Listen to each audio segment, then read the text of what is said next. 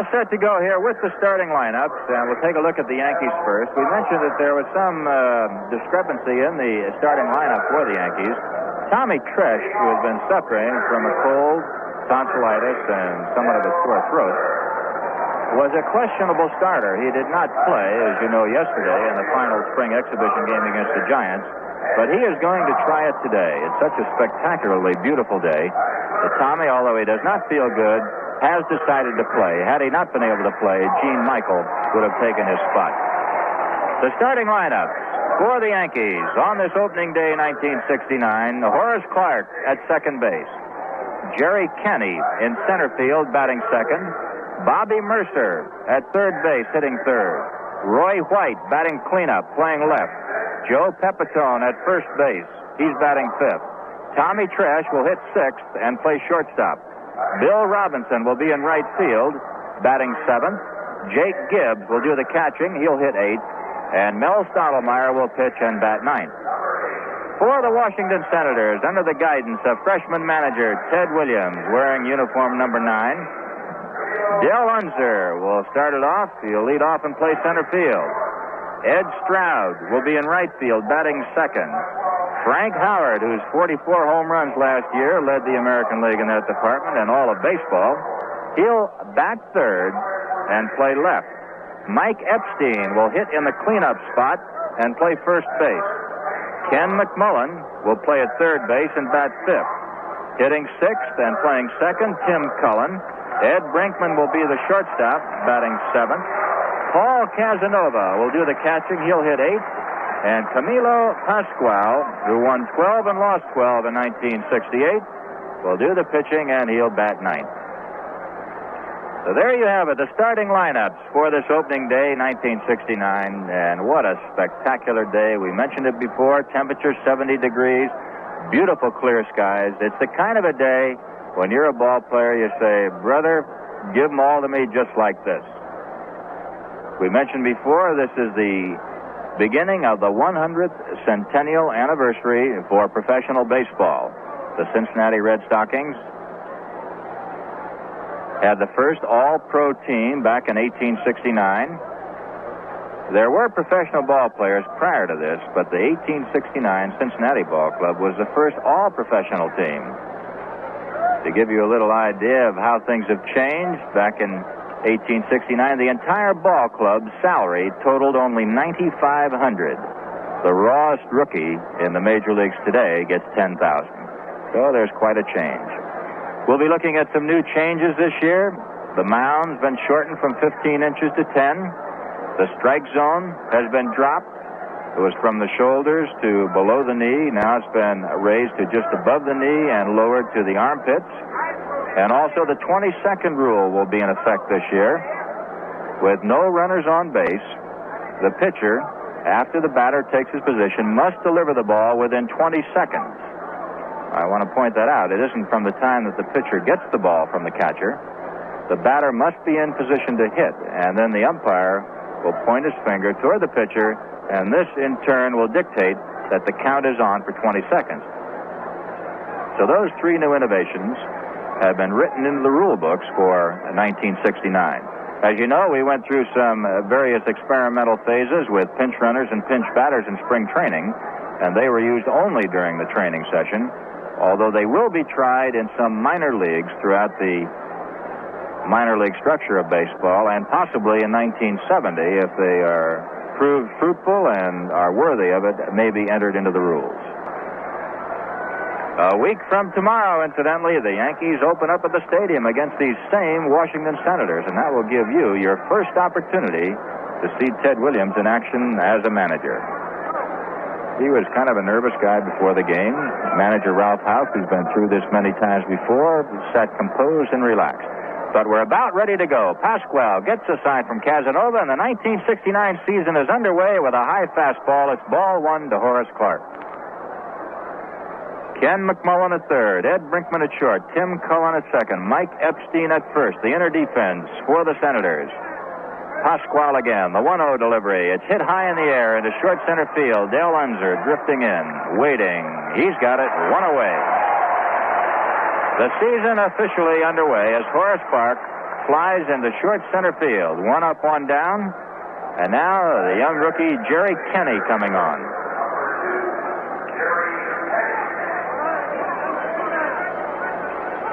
Kenney batting from the left side, as did Horace Clark.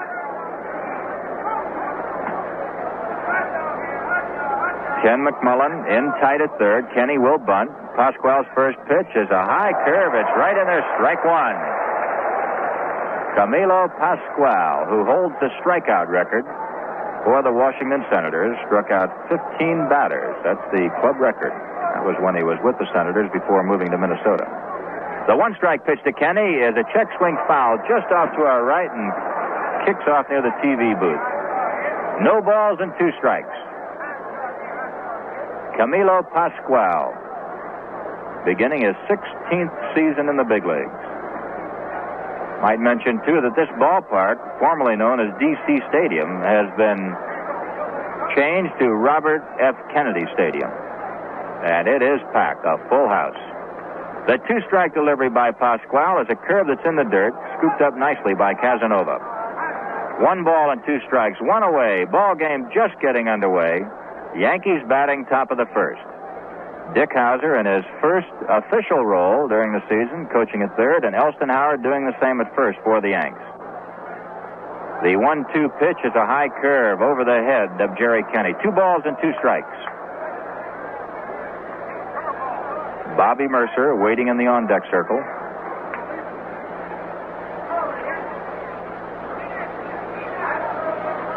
A lot of the press and news media from out-of-town areas here. I saw some from Boston and Baltimore.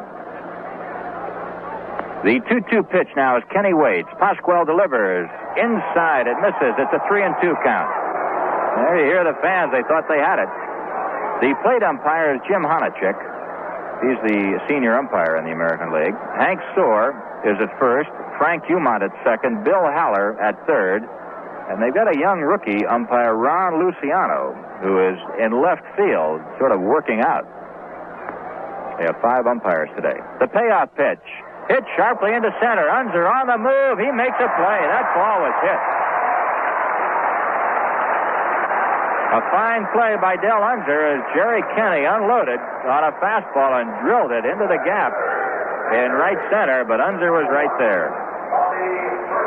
2 up and 2 down. Here's Bobby Mercer. Kenney, as you know, spent a year in the service. Mercer is just coming off of a 2-year hitch. Bobby won the third base job over Bobby Cox in spring training. Bobby batted higher than any other Yankee this spring, hitting .365. Their only .300 batter in the spring. He's batting number 3, waiting. The pitch. In there, strike 1. Many people tab Bobby Mercer to be one of the big stars in the American League's future. Now time has been called, and Mercer apparently wants to take a look at the baseball. Plate umpire Jim Honachek gives it the once-over and says it's okay, and back it goes. With Mercer, Ken McMullen, the third baseman, has moved back a little bit, but is giving Mercer about 10 feet of the foul line. Not moving over into that hole too much. Fairly tight at third. Defense has shifted in the outfield to the right side. Here's the 1-strike pitch. In the dirt, and did it hit Bobby? I do not believe so. He dropped his bat. As a means of explanation, should the ball bounce in the dirt and hit the batter, it's the same as if it hit him on a fly. It doesn't make any difference whether it hits the ground first or not. Had that ball hit Bobby, he would have been awarded first base. It's a 1-ball, 1-strike count. 2 down, nobody on, top of the first. Always a little extra tickle in your throat on opening day. Here's Pasquale. Curve is low. 2 balls, 1 strike. That's the second time Pasquale has given Jim Honachek that long look as if to say, where was it? The field bathed completely in sunlight. The 2-1 pitch on the way. Mercer takes a changeup outside for 3-1. Roy White, the cleanup batter for the Yankees, in the on-deck circle. Mercer with a look at Dick Hauser at third base, wanting to know, shall I take it or shall I swing?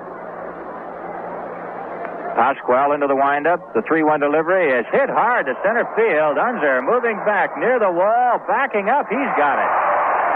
The ball was hit sharply by Mercer as Del Unser retired all 3 Yankees, Clark, Kenny, and Mercer. 3 up and 3 down.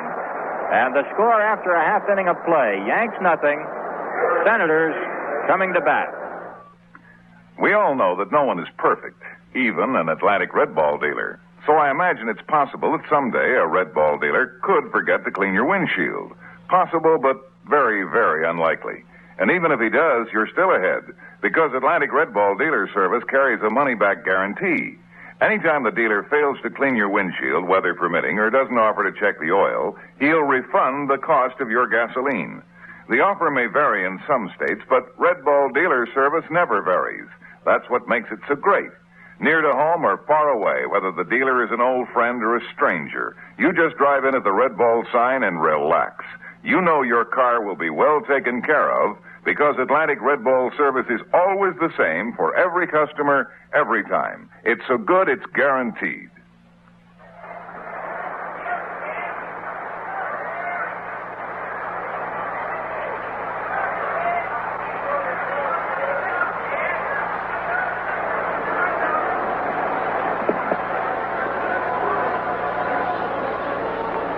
Mel Stottlemyre warming up for the Yankees. Mel, who had a banner year last season for the Yanks, winning 21 and losing only 12. Last season, Mel was 4-1 against the Senators. Camilo Pasquale, 3-1 against the Yankees. So this is quite a battle. These pitchers have been effective against their opposition. Stottlemyre 4-1 and 68 against Washington. Pasquale 3-1 against the Yankees last year. This will be Stottlemyre's 4th opening day assignment. He's got a record of 2-1 in those assignments, and his only loss was to Camilo Pasquale. That was back on April the 21st, 1965. Leading off for the Senators, Del Unser. He'll be followed by Ed Stroud, and then by the big guy, Frank Howard, batting in the number 3 spot. Coaching for the Senators, Nellie Fox at first base, Wayne Terwilliger at third. Mercer's moved in tight at third base. Unser will bunt. He chokes up quite a bit from the left side, waiting. Stottlemyre's first delivery is right down the middle, strike one. He zipped that in there with a little extra. Outfield defense is shading Unser to the opposite field. Kenny has moved into the gap in left center. White guarding the line in left. Robinson giving a big slice of the right field line to Unser. Unser started a bunt and takes one outside. 1 ball, 1 strike.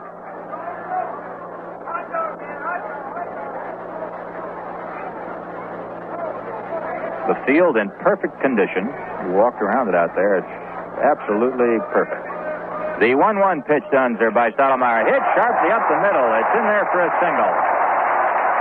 So the first batter for the Senators, Del Unser, lines a single sharply up the middle, and that is the first hit for the 1969 baseball season anywhere. The Giants and the Braves play in Atlanta tonight, and Cincinnati and the Dodgers are playing in Cincinnati.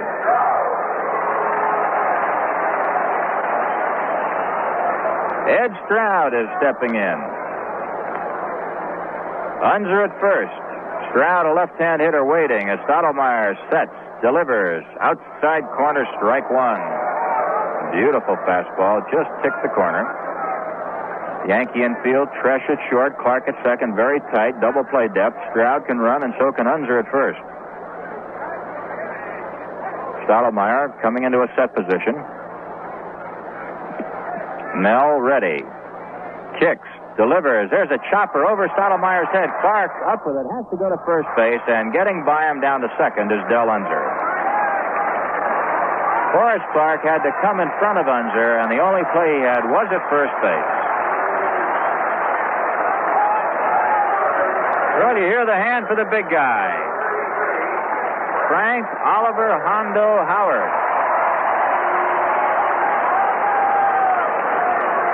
Who can forget 10 home runs in 20 times at bat, spread over 6 games last year? Captured the headlines and the fancy of baseball fans everywhere.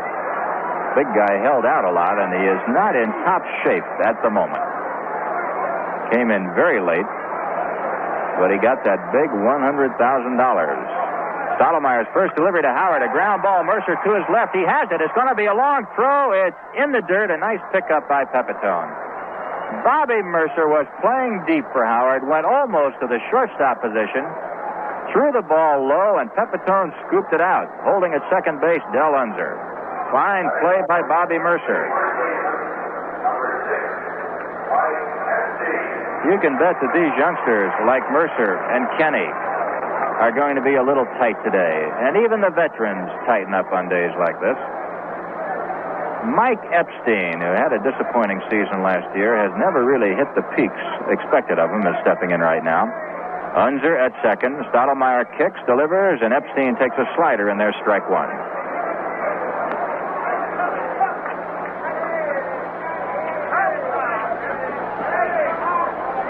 Epstein batted .234 last year, 13 home runs, and only 33 RBIs. Hits from the left side. He's waiting. Stottlemyre kicks again and delivers this one low. 1 ball and 1 strike. 2 outs, no score. We're in the last of the first inning. Del Unser, who has the only hit in the ball game, is on at second base. A leadoff single by Unser. He went to second on the ground out by Stroud and held when Frank Howard bounced out to Bobby Mercer.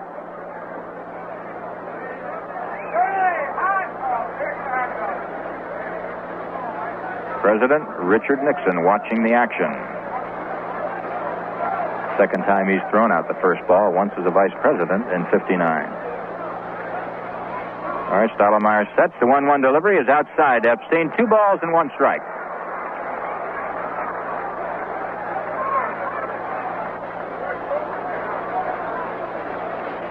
Stottlemyre had his usual fine spring in exhibition games at an earned run average of 0.45. He's ready again. The pitch by Mel is just outside. 3 balls and 1 strike to Mike Epstein. On deck, Ken McMullen, another holdout artist this spring.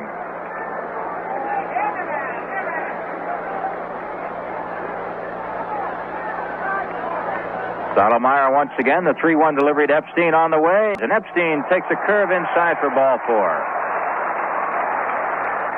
A base on balls to Mike Epstein. The Senators have runners at first and second with 2 down.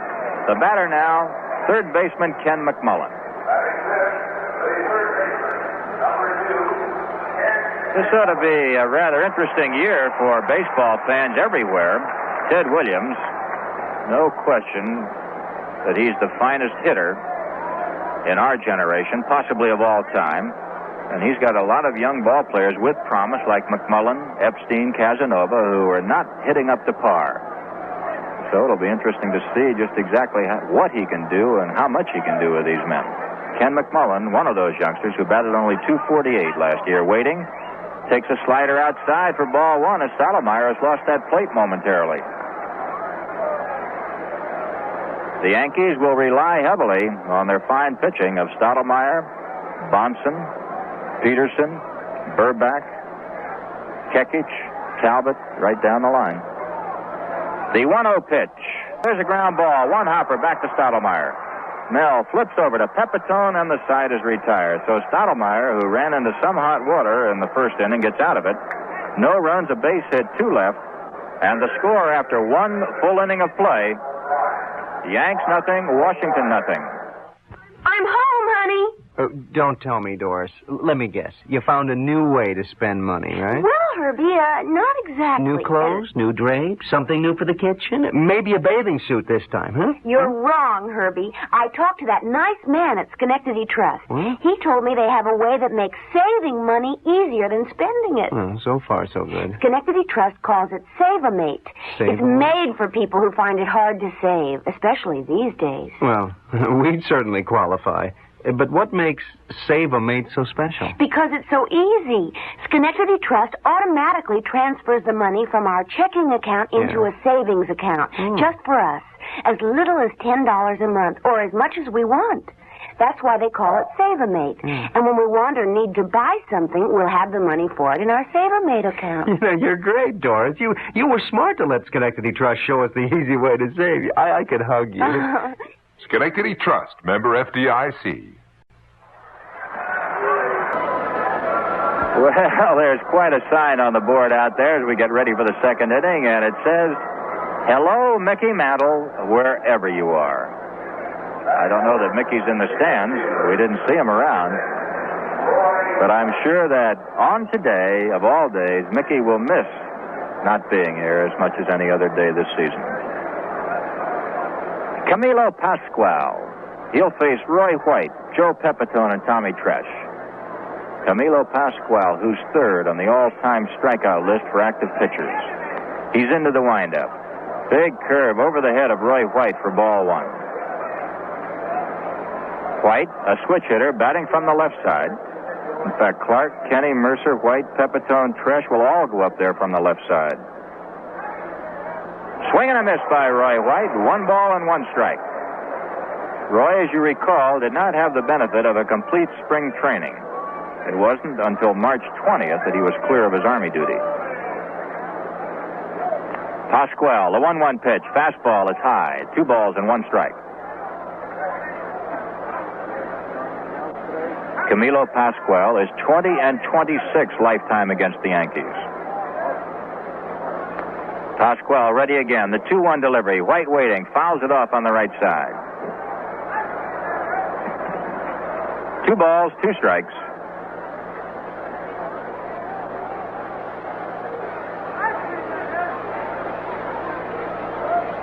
Now Pascual kicking at the rubber. Camilo Pascual, in his career, before today, of course, has struck out 2,102 batters. The 2-2 pitch to White. Curve is in there. Low, pardon me. 3 balls and 2 strikes. 3-2 the count. Roy White taking a breaking pitch just below the knees. Now the payoff pitch coming up. White waiting. Pascual delivers. Outside, ball 4, and Roy White, who can run those bases, moves down to first. A leadoff base on balls.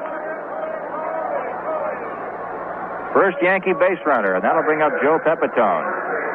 Paul Casanova yelling something to Pascual, pointing to the infielders. Ed Brinkman at short, Tim Cullen at second. Roy White, who can go down that line or steal a base. On at first.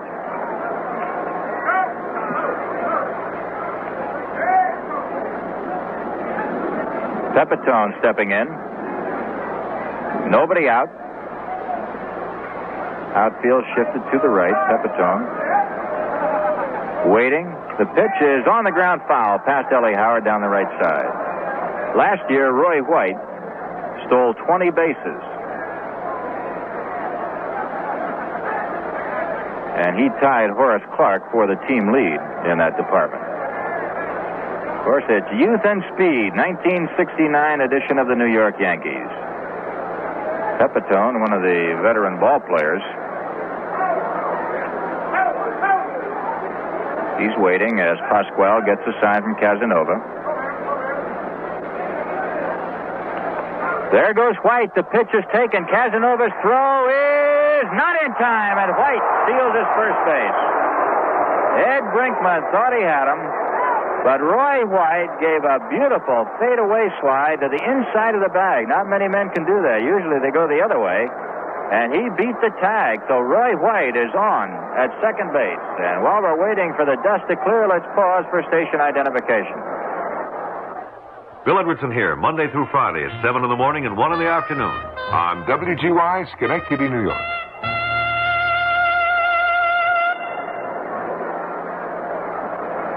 White at second, nobody out. Pepitone the hitter, 1 ball and 1 strike, and now he wants to pull the ball to advance White to third.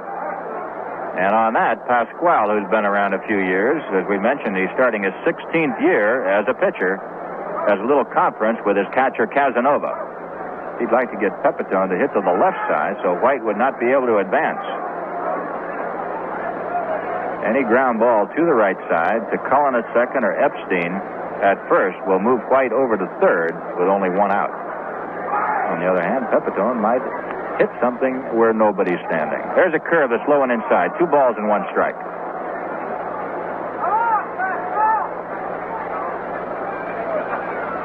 Joe Pepitone. He's being deliberate, stepping into the box. Camilo Pascual taking plenty of time. Yankees on their first scoring threat of 1969 with White at second. Here's the pitch to Pepe. Hit high in the air into center field. Roy White will not tag up. He cannot go anyplace. And Camilo Pascual did what he wanted to do. He held Roy White at second base as Pepitone flies to center. There have been 4 outs in this ball game, and Del Unser has made all of them. Clark flied to center, Kenny lined to center, Mercer flied to center, and now Pepitone has flied to center. White holding at second, and that'll bring up Tommy Tresh, who is just a probable starter before the game got underway. And he said that he wanted to play. It was opening day. You must remember the Yankees are off tomorrow, and then they do not play until Wednesday night. So Tommy, after this game, can go home and go to bed for almost 2 days. Tresh, as they say, playing on sheer guts alone. He doesn't feel good, but he's going to play. There goes White for third. The throw is not in time, and White has stolen second and third. Tresh took the ball. It was outside. It's ball 1 on Tommy Tresh as Roy White got a blazing jump. No chance for a play. The ball kicked away from McMullen, but even had it been a good throw, White was there. How do you like that? 2 stolen bases. And Roy White did what Pepitone couldn't do. He got to third base anyway.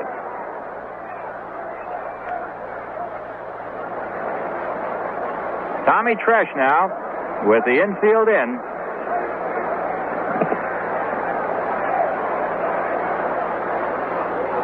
Now Brinkman, the shortstop, has moved into a halfway position. Cullen moves back a little bit.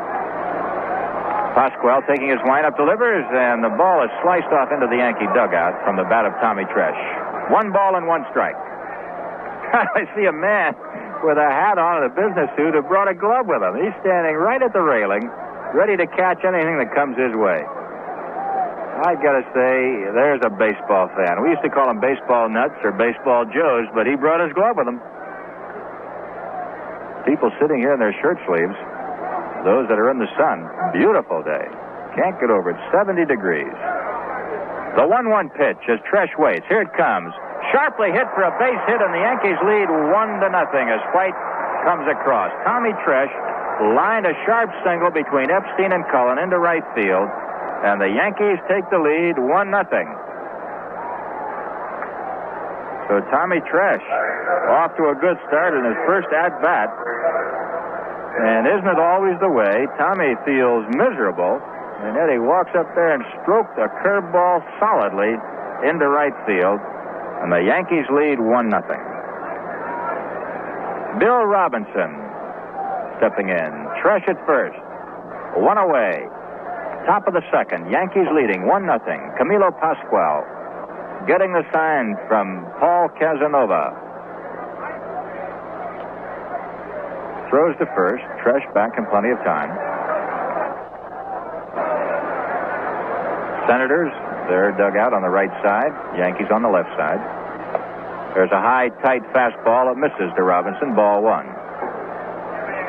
Describe that a little more accurately. The Yankees on the third base side, the Senators on the first base side.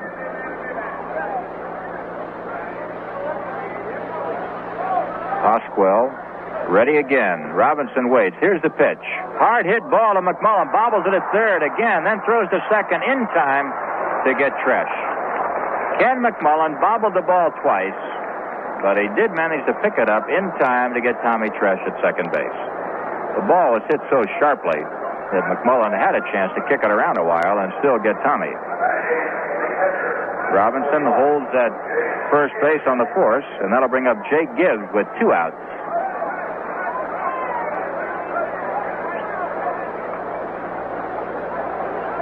Pascual running into trouble here in the second inning. Stottlemyre had a bad inning in the first with a hit and a walk, a couple of men getting on, but managed to survive without giving up a run. Bill Robinson, another one of the young, speedy Yankees, on at first. The pitch to Gibbs is right in there, strike one.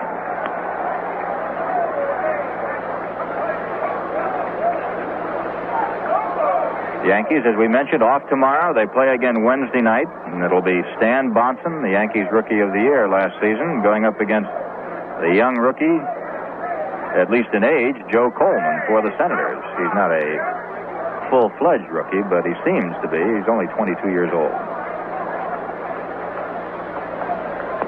The one-strike pitch coming up to Gibbs as Robinson breaks. The ball is in the dirt, and Bill will have himself a stolen base. Third stolen base this inning. Casanova had no control over this one. That ball bounced in the dirt, and the best he could do was block it. And we might say also in defense of Casanova, the Yankee runners are getting their jumps on Pasquale, not on the catcher. There isn't much that Casanova can do, even though he's got one of the finest arms in baseball, to throw these men out, because they are really moving, and they've got big leads by the time Casanova ever gets around to getting the ball. So whoever is helping them, they're reading Pasquale just right and getting good jumps. Robinson now at second base. Gibbs waiting. 1 ball, 1 strike, 2 down. Here's the pitch to Jake. He hits one sharply into left field. It drops in for a base hit. Here comes Robinson, and the Yankees are out in front 2-0 as Jake stuck out his bat and lined a single to left. The Yankees and the stolen base. We talked about youth and speed, and never was it pointed up more than in this inning, with White stealing second and third and scoring on a hit by Tresh, Robinson stealing second and scoring on a single by Gibbs. Yankees move out in front 2-0. Now Mel Stottlemyre. Stottlemyre, the 6th batter for the Yankees in this inning. 2 down, Gibbs at first.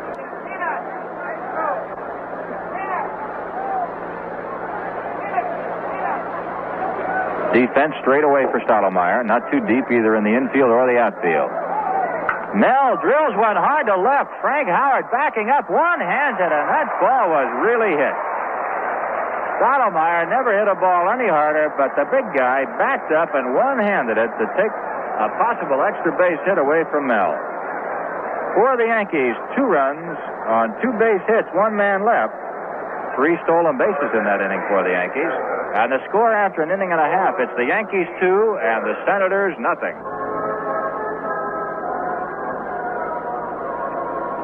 Mel Stottlemyre has now got himself a little cushion out there. It's the Yankees 2 and the Senators nothing. And he'll be going up against Tim Cullen, Ed Brinkman, and Paul Casanova in the bottom of the second.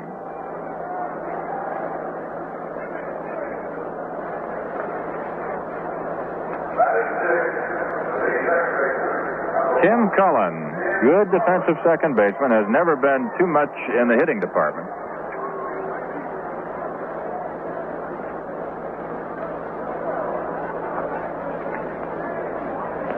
Cullen from the right side waiting as Stottlemyre delivers a slider that misses for ball 1.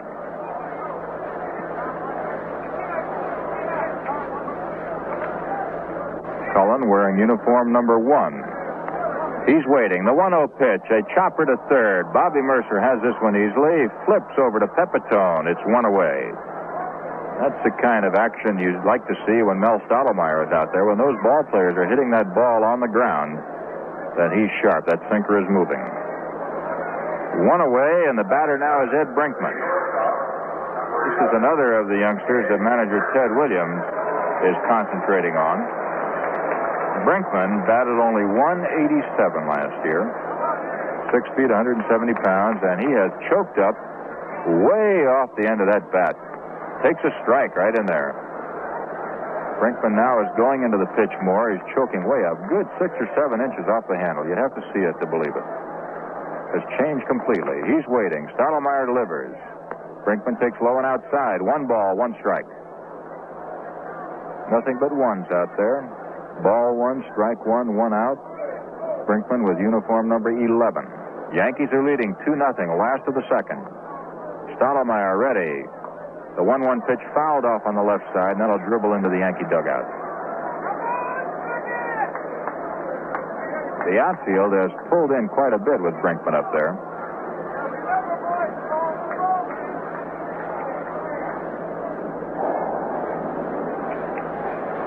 Brinkman came to the Senators way back in 1962. He's waiting. The pitch by Stottlemyre swung on a miss. Strike 3. Got him on a curve. First strikeout of the ball game for either pitcher. 2 away, and the batter now is Paul Casanova.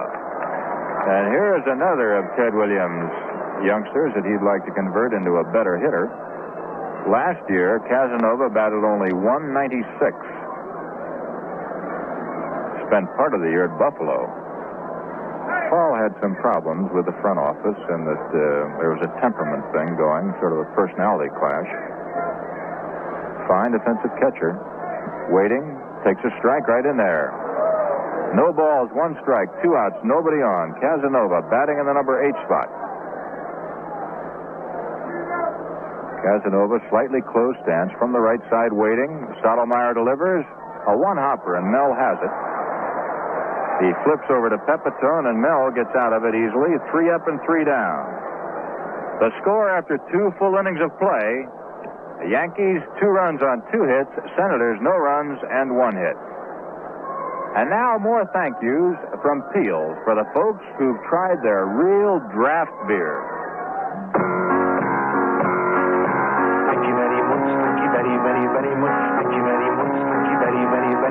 Robert Rappaport of Rockville Center says, I think Peel's Real Draft Beer is one of the finest beers that I've ever had. It's terrific. Thank you very, very, very much. Steve Stillman of Staten Island says, I just wanted to say that Peel's Real Draft Beer is very, very good. And I want to thank you for putting it out. Thank you very, very, very much. Bill Grattan of Brooklyn says, Peel's Real Draft is about the best beer I've ever tasted. It's smoother, creamier, and has greater body. Thank you very much. Thank you very, very, very, very, very, very, very, very much. Why have so many people been convinced that our beer is better than their beer? We think it's simple. Peel's has real draft beer in a can, and that's what makes the difference. Do us a favor. Try Peel's Real Draft. And when you're convinced, let us know. So we can say to you,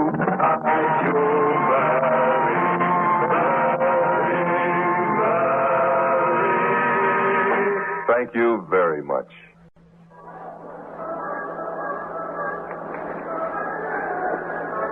Camilo Pascual will go up against the Yankees in the top of the 3rd inning, and he'll be going up against the top of the batting order, Horace Clarke, Jerry Kenney, and Bobby Mercer, all 3 of whom in the 1st inning flied out to the center fielder, Del Unser. If you just tuned in, the Yankees got a couple of runs in the top of the 2nd when White walked, stole 2nd and 3rd, and scored on Tommy Tresh's single. Bill Robinson forced Tresh at 2nd, but then Bill stole 2nd base and came home on Jake Gibbs' line single to left. So the Yankees are out in front, 2-0. We mention again, don't forget April 15th, opening day at Yankee Stadium with Ted Williams and the Senators going up against the Yankees. We'll have a repeat of this opening day here in Washington, and I hope we have a repeat of the weather. 70 degrees down here, spectacular day. Horace Clarke, 0 for 1.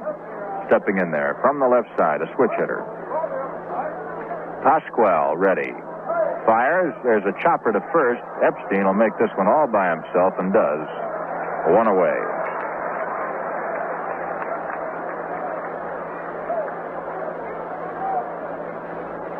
Now Jerry Kenney is taking his time as he walks up there, giving Stottlemyre a little rest. Ball players do this. In other words, Kenney doesn't want to be in there to be a second out quickly if he makes out. You hardly give your pitcher a chance to get his breath. This way, by taking just a little time, then you give Mel Stottlemyre a little more time to breathe. Jerry Kenney, who lined to center field in the 1st inning, hit the ball sharply, but right to Del Unser, is up there and takes a big curveball high for ball 1. Camilo Pascual changing speeds a lot. Used to be strictly a fastball and sharp curveball pitcher. Now he's throwing that big balloon up there every now and then. He's ready. The 1-0 pitch to Kenney. Hit hard to right field. I mean real hard. Way back there. It's gone. Jerry Kenney comes up with a first Yankee home run of 1969, and he hit that. Woo-wee. The Yankees out in front by 3.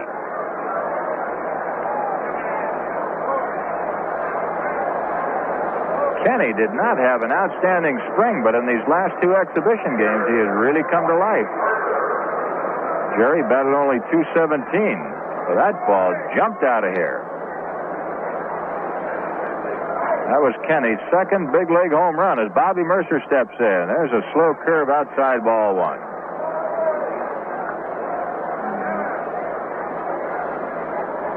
And you can hear the fans buzzing on that. That ball shot out of here. No wind to help it. It just boomed out. The 1-0 pitch to Mercer. Mercer hits a high fly to right field. This could go if it's fair. It's way back there, and it is a home run. Bobby Mercer into the upper deck.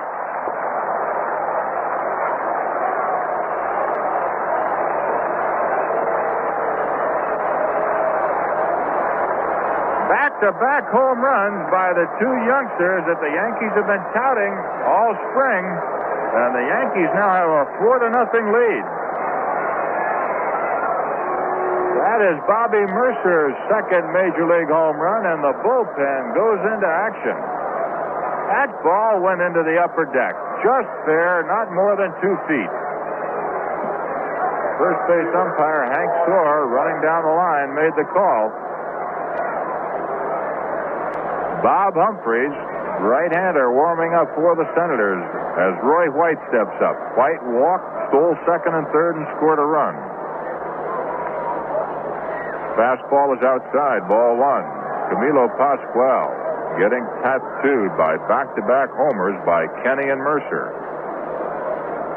You hear the fans buzzing. This was supposed to have been a running ball, but they showed some punch that time.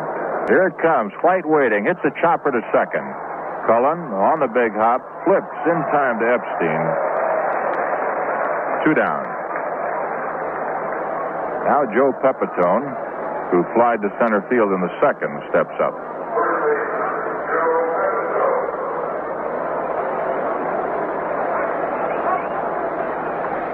Kenney, Mercer, Tresh, and Gibbs have all driven in runs. Kenney and Mercer with back-to-back homers.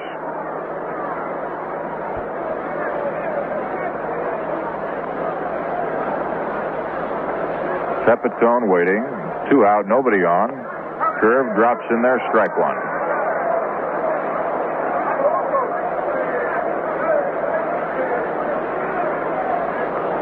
They're looking for big things here in the nation's capital from the new Senators. The 1-strike pitch. Curveball hit sharply in the gap in right center. Unser after it, can't get it. Gets by him. Pepitone's got to go for 2 and holds on at second base with a double. So the Yankees, with 2 home runs and a double, have a runner at second base, 2 down, and here comes Sid Hudson once again, and that'll be all for Camilo Pascual. Sid Hudson, the ex-right-hand pitcher for the Senators of many years ago, now the pitching coach for Washington, will be the man who will make the pitching changes. And Bob Humphreys, you may have heard it in the background, will be coming on to take up the pitching charge for Pascual. Camilo Pascual gave up 5 hits and 4 runs so far. Should Pepitone score, he will be charged to Pascual. He walked only 1 batter and did not strike out a man. And that's rather strange in the strikeout department. As we mentioned before, Camilo Pascual is 3rd on the all-time list with 2,102 strikeouts. He's behind Jim Bunning, who pitches for the Pittsburgh Pirates. Bunning has 2,493, and Don Drysdale of the Los Angeles Dodgers has 2,462. So Pascual did not have a strikeout and had a rather rough afternoon. particularly in the second and third innings. And there you hear the hand for Camilo Pascual as he leaves the field. Bob Humphreys has come on to take up the pitching chores from Camilo Pascual. William Robert Humphreys,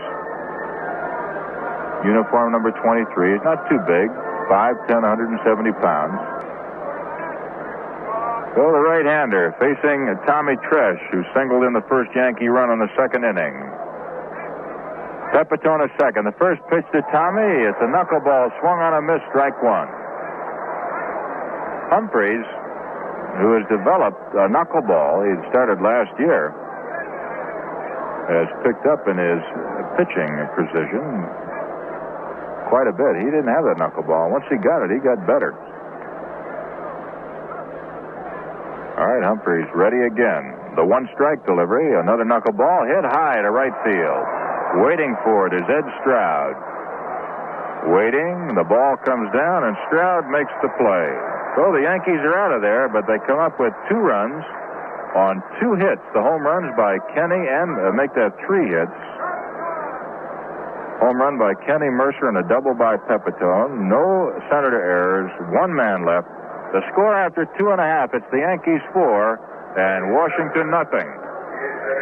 And now 4 little words from Peels, the draft beer people. Thank you very much. Thank you very much. Thank you very, very, very much. Thank you very much. Thank you very, very, very much. To the friends of Peel's Real Draft Beer in Westfield, Massachusetts, Elmira, New York, Rutland, Vermont, and Teaneck, New Jersey, we say... Thank you very, very, very much. To all the Peel's fans in Stroudsburg, Pennsylvania, Horseheads, New York, Matawan, New Jersey, Homer, New York, and Burlington, Vermont, we say... Thank you very, very, very much. To our many admirers in New Haven, Connecticut, King of Prussia, Pennsylvania, Framingham, Massachusetts, and Asbury Park, New Jersey, we say... Thank you very much. Thank you very, very, very, very, very, very, very, very much. In hundreds of towns, thousands of people are finding that our beer is better than their beer. Why? We think it's simple. Peel's has real draft beer in a can, and that's what makes the difference. To all of you who've switched to Peel's, whoever you are, wherever you are, we say... Thank you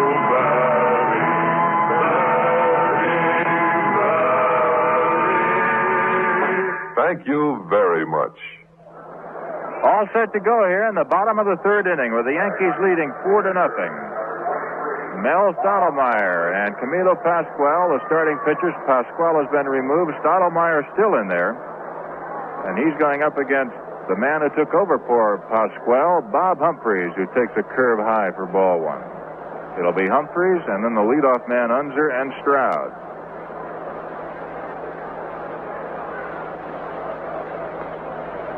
Humphreys waiting as Stottlemyre fires in there. 1 ball, 1 strike.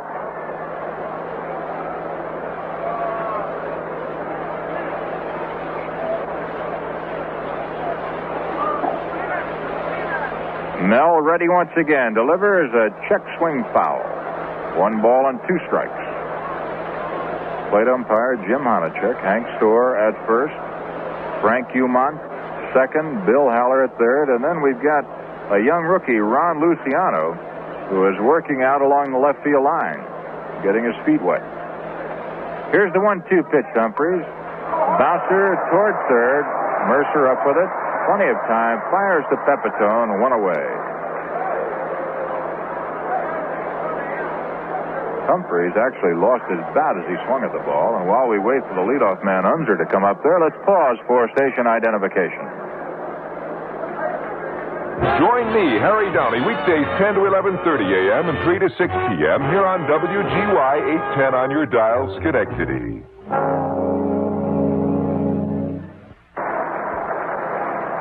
Del Unser, who got the first base hit of the season, a sharp single to center field in the bottom of the first, is stepping up against Stottlemyre. Takes one right in there for strike 1. Yanks leading 4-0.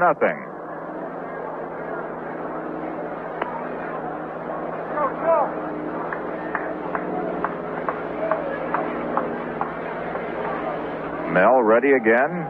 Fouled at the plate by Unser. No balls and 2 strikes.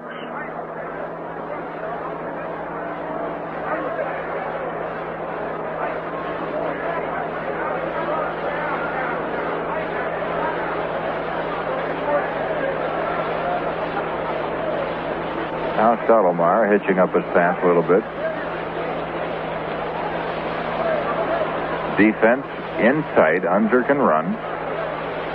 He placed behind Bonson in Rookie of the Year honors last year. He's waiting. The pitch by Mel is sliced sharply to left. White coming in. Can't get it. It gets by him. It took a crazy bounce. Unser on his way to second, and he holds on with a double. That ball hit in front of Roy White and then kicked behind him, and White just ran right by it and couldn't hold on to it. So Unser is now 2 for 2, a single and a double. He has both Senator base hits.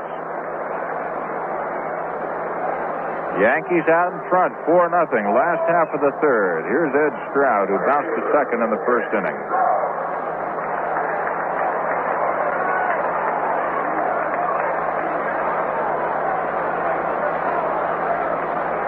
Stroud, left-hand hitter. He had one day against the Yankees last season where he had 2 triples and 2 doubles. Hits this one into short left field. Roy White coming on. He got it. A one-handed catch, a rolling catch.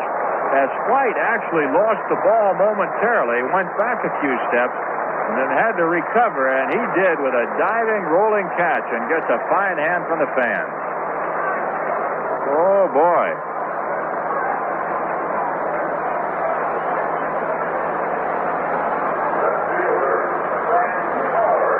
Two down, and here's Frank Howard.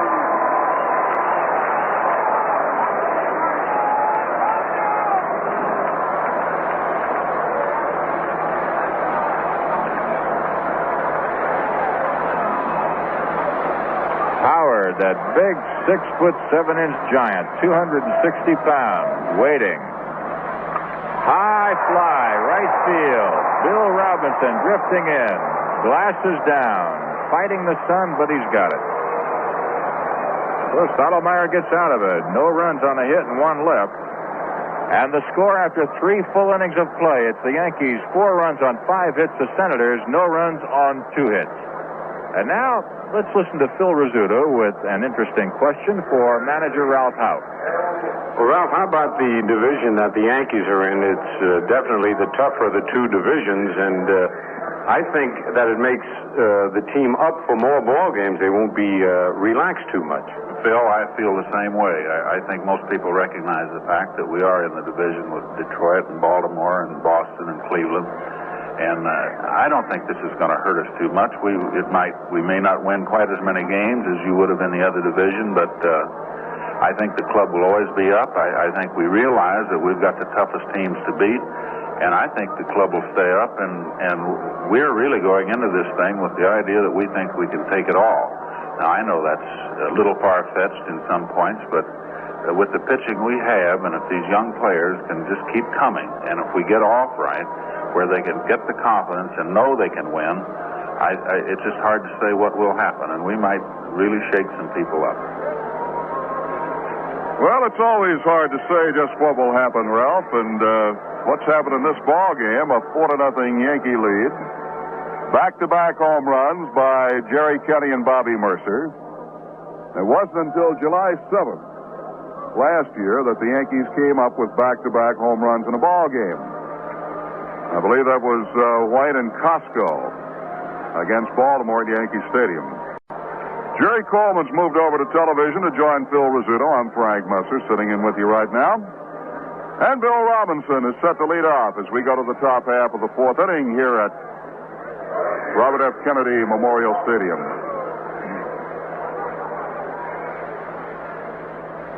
Robbie reached on a fielder's choice his first time up. Humphrey's first pitch to him bounces about 3 feet in front of the plate, and Casanova goes out toward the mound to talk to his right-hander. Robinson, after reaching on a fielder's choice, stole second, came in to score on Jake Gibbs' base hit to left field. That was run number 2 for the Yankees.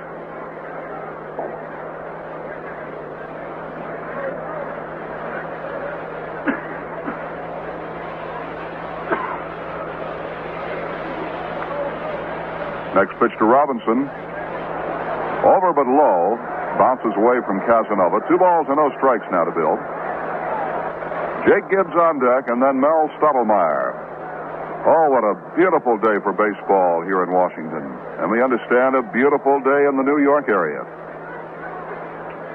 2-0 pitch coming to the right-hand hitting Bill Robinson. Inside, ball 3.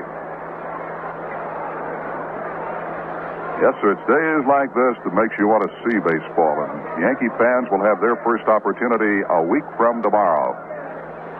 It'll be the Senators. 3-0 pitch from Humphreys. Over but low, ball 4, and Robinson is on 4 pitches. Second walk given up by Washington pitching. The first by Humphreys. And here comes Jake Gibbs. Jake slashed a single to left field his first time up and drove in a run with it. Yankee runs have been knocked in by Tresh, Gibbs, Kenny, and Mercer, the latter 2 on home runs, with Mercer's going to the upper deck in right field.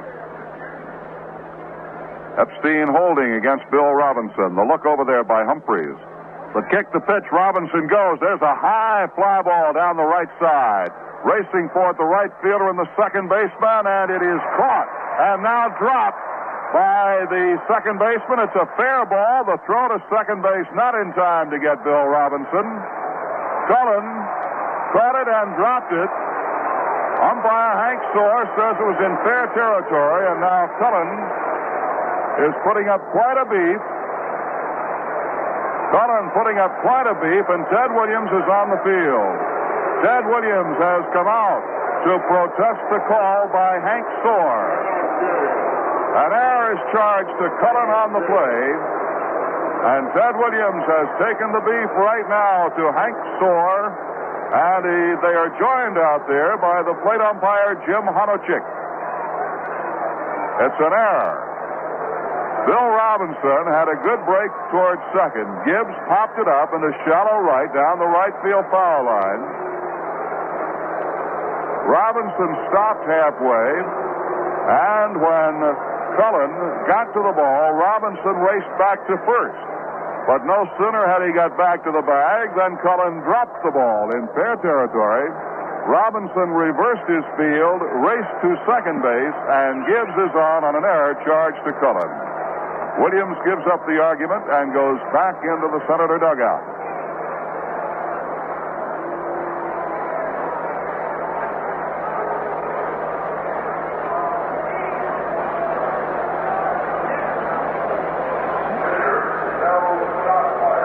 First error of the 1969 baseball season. It's charged to Tim Cullen, the second baseman.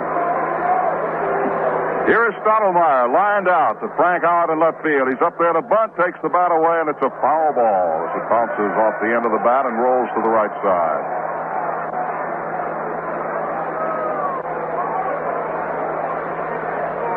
Stottlemyre in the second inning hit the ball right on the nose, a line drive out into left field, and Frank Howard made a one-hand stretching catch of it, going back to the fence. Epstein down the line from first. McMullen protecting even with a bag at third. Now comes in a step. The set by Humphreys. Epstein charges. Here's the pitch. Stottlemyre bunts it. Back toward the mound. Picked up by Humphreys. Throws to third in time for the force play at third. Bill Robinson taking McMullen's feet out from under him as he went sliding in.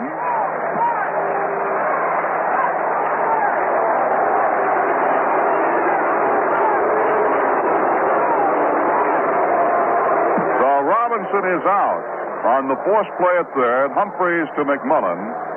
And Robinson went sliding into McMullen and upended him. They exchanged a couple of words. Gibbs goes to second. Stottlemyre at first on a fielder's choice. And Horace Clark the batter with one away. Clark has flied to center and grounded out to Epstein unassisted at first base. Batting left-handed against the right-hander Humphreys. The set, and here's the pitch to Clark. He takes the first one. It's a ball outside. Clark likes to swing at that first pitch. Well, this one, obviously away from him, and he let it go.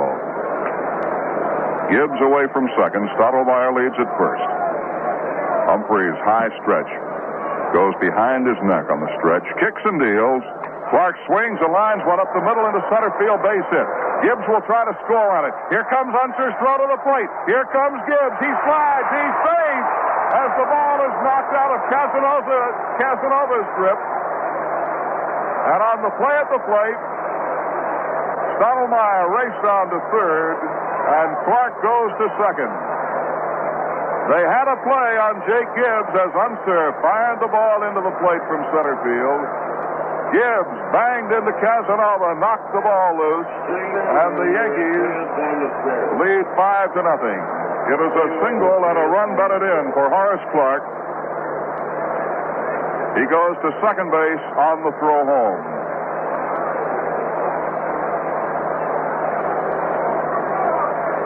The first hit and first run against Humphreys. And in the Senator bullpen, right-hander Dave Bosman begins warming up. Jerry Kenney at the plate. He's 1 for 2. He's hit a home run over the right field fence. Pitches in the dirt, dug up nicely by Casanova, ball one.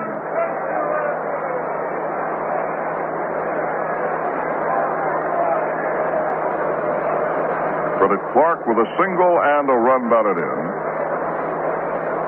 He moved to second on the throw home. The windup in the pitch, low and inside. 2 balls and no strikes as the Senators now have the infield in close.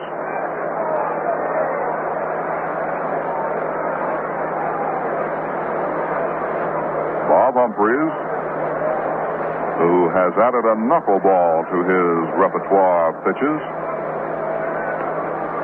takes the sign with both feet on the slab.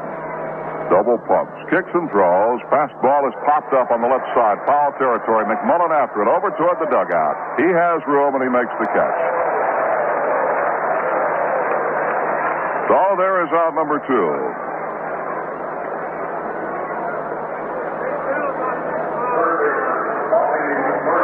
Bobby Mercer steps in. Mercer's hit the ball well twice this afternoon. He hit a long fly ball to Unser in center field to end the first inning. And then he put one where it couldn't be caught on the third in the upper deck here at Kennedy Memorial Stadium. So Mercer is 1 for 2. Chance to knock in a couple right now with a base hit. Full windup by Humphreys. The pitch to him. Knuckleball is inside. Handled nicely by Casanova.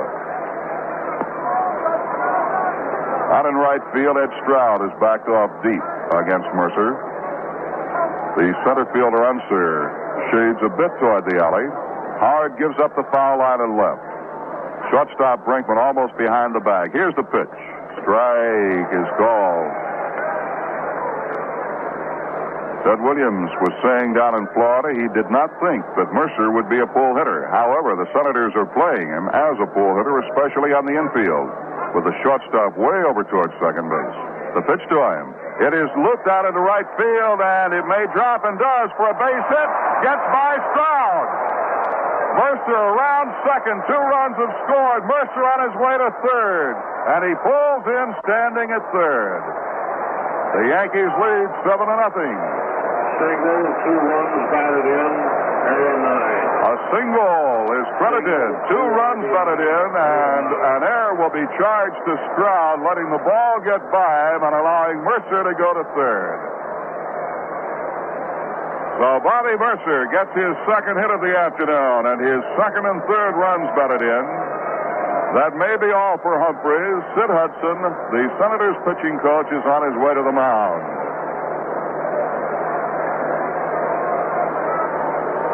That ball, a humpback line drive. It was a looper out into fairly shallow right.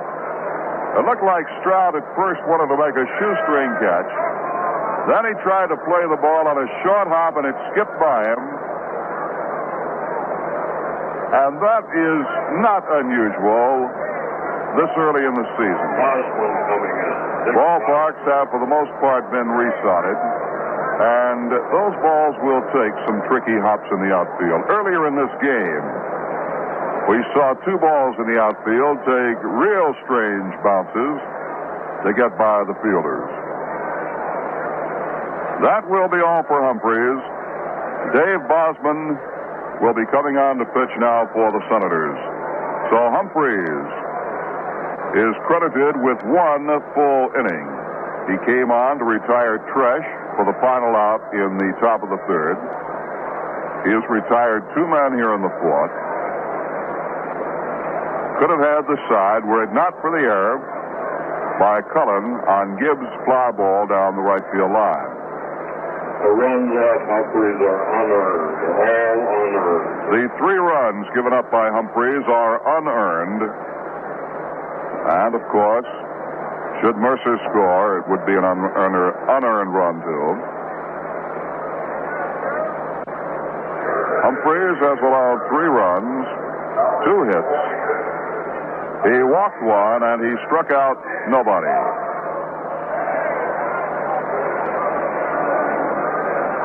Dick Bosman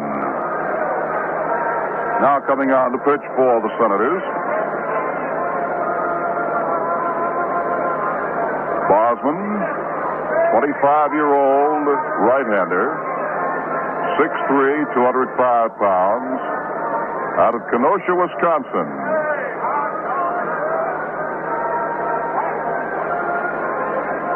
As I recall Bosman, he had a good second half of 1967 with the Senators, or a good late season with the Senators. He won 3 and lost 1 that year. Was with the club all 1968, but he only won 2 and he lost 9.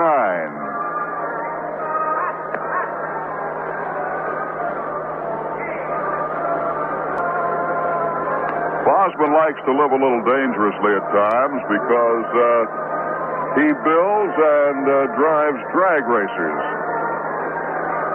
Got one up to 187 miles an hour one time. Now, if he could throw a baseball that fast. He comes in with the Yankees leading 7-0 here on opening day 1969.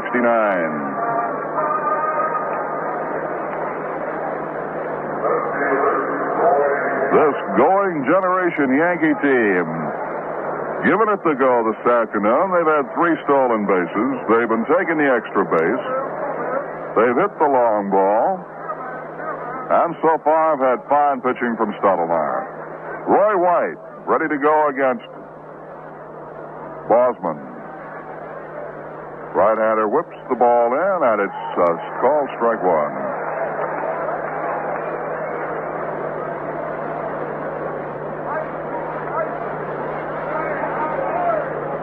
If you're just joining us, Bosman the third, Senator Hurler.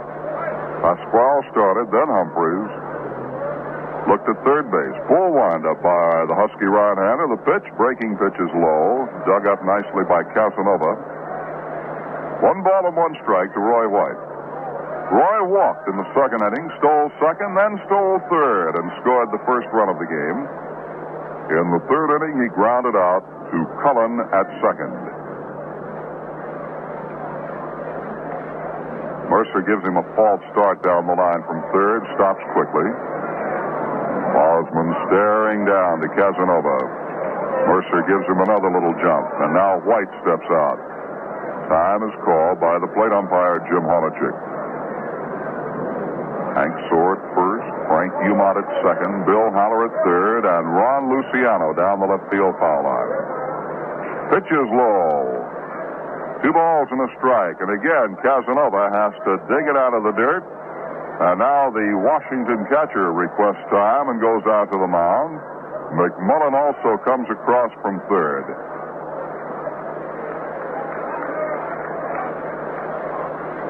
A new look to this Yankee team this year. A bright new look. Some young faces. Young bodies. But this afternoon, anyway, performing like veterans. Jerry Kenney and Bobby Mercer. After returning from the service, provided a spark in this one, certainly, with back-to-back homers in the third. Roy White led the Yankees in just about every category last year, waiting for the pitch. He fouls it back off the shin guards of Casanova. 2 balls and 2 strikes on Roy White. Joe Pepitone is on deck.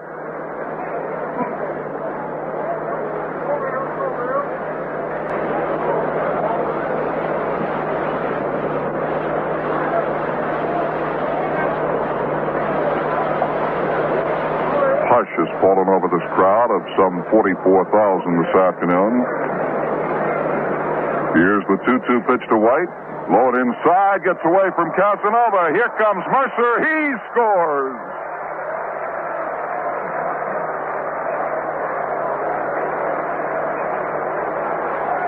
Low inside pitch got away from Casanova, and Bobby Mercer raced home to make it 8-0. We'll wait for the scorer's ruling on it. A wild pitch is charged.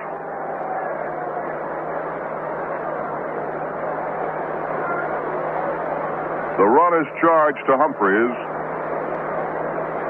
It is unearned. It's an 8-0 ball game. The windup 3-2 to White. High fly ball. Shallow right field. The second baseman Cullen is back under it. Shading his eyes. Makes the catch. And the side is retired.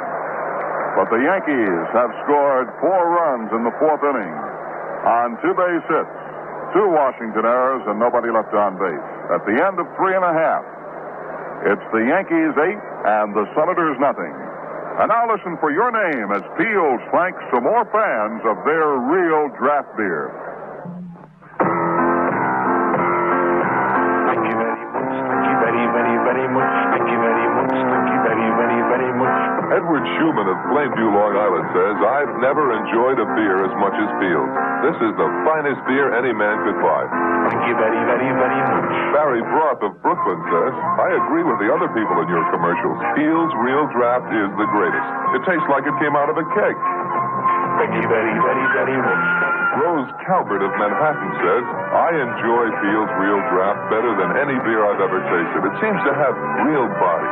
I enjoy it. Thank you very much. Thank you very, very, very, very, very, very, very, very much. In hundreds of towns, thousands of people are finding that our beer is better than their beer. Why? We think it's simple. Peels has real draft beer in a can, and that's what makes the difference. To all of you who've switched to Peels, whoever you are, wherever you are, we say...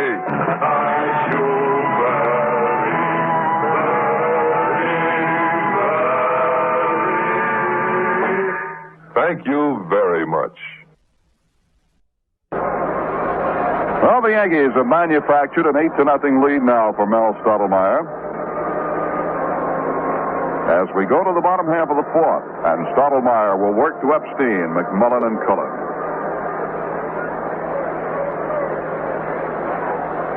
President Nixon still in attendance. Seated between the owner of the Senators, Mr. Bob Short. Here's the pitch now to Epstein, just outside. Mr. Nixon seated between Mr. Short and Bud Wilkinson, former football coach at Oklahoma. 1-0 pitch. Epstein hits a high fly ball, straightaway center. Back goes Kenny. Circles to his right. He's under it. Glove up. He's got it.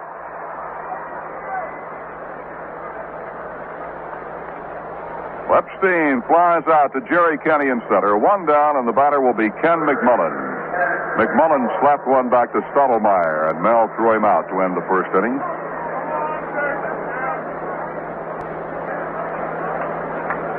Young man owned by the Yankees led all of baseball in homers last year. Tony Solita with 51, including the playoff games. Well, now nobody on. Yankees leading 8-0. Stottlemyre has a 2-hitter going. The pitch. Bouncing ball hit toward Clark. Second baseman scoops it up, fires on to Pepitone in plenty of time to get McMullen 2 away.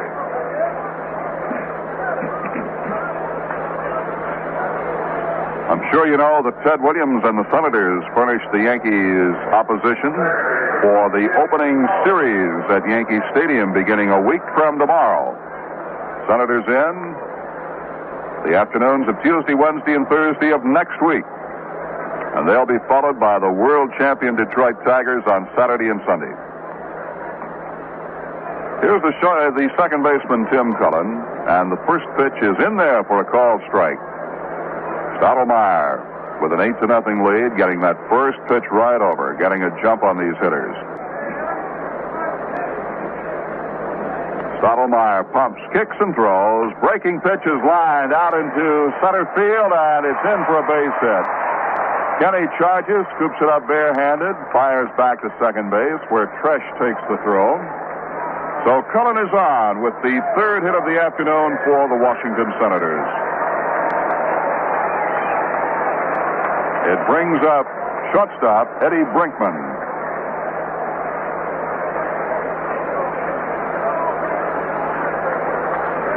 Pete Rose and Bobby Tolan homered for Cincinnati in the first inning, and the Reds lead the Dodgers 2-0 at the end of one. Drysdale against Gary Nolan.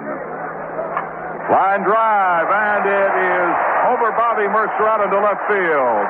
Base hit. On his way to third is Cullen. The throw goes to second, and safe at second base is Brinkman with a double.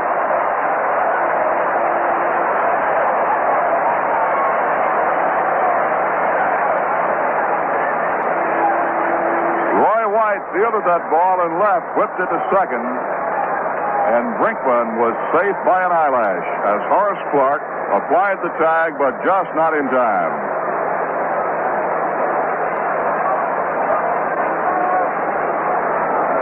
So all the Senators have their fourth hit, and the batter will be the catcher, Paul Casanova.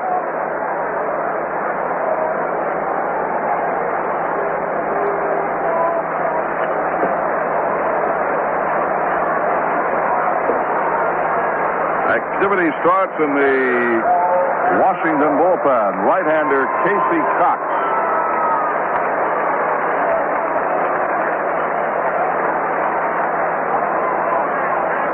Casanova bounced back to Stottlemyre his first time up. Full windup by Mel. The pitch is in there for a strike.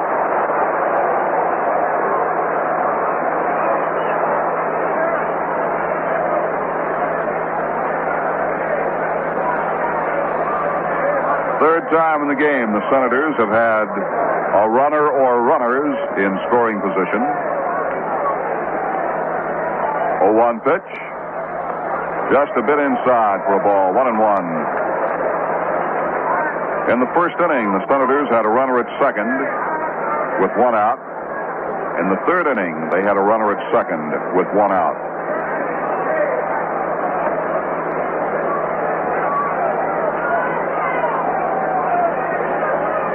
Stottlemyre takes the sign from Gibbs, looks over to third base, sees Cullen. Brinkman at second. The pitch popped up foul behind the plate. It'll be out of play. Back onto the screen. 1-2 strike count on Paul Casanova. Casanova was the All-Star catcher a couple of years ago.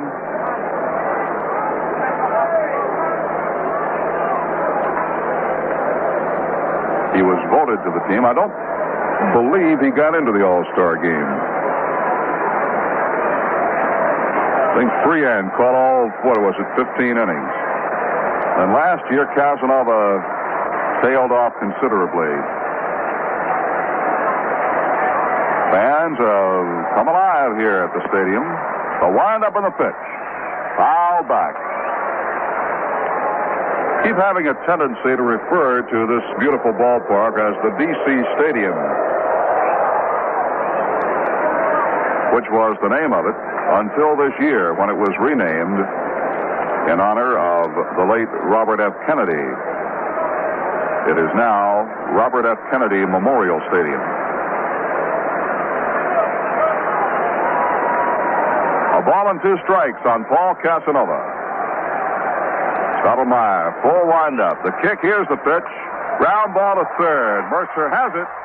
Fires on to first in time, and the side is retired. Mercer throws out Casanova, and for the Senators, no runs, a pair of hits. There were no Yankee errors, and the runners are left. At the end of 4, Yankees 8, Senators nothing. Bill Edwardson here, Monday through Friday at 7 in the morning and 1 in the afternoon on WGY, Schenectady, New York.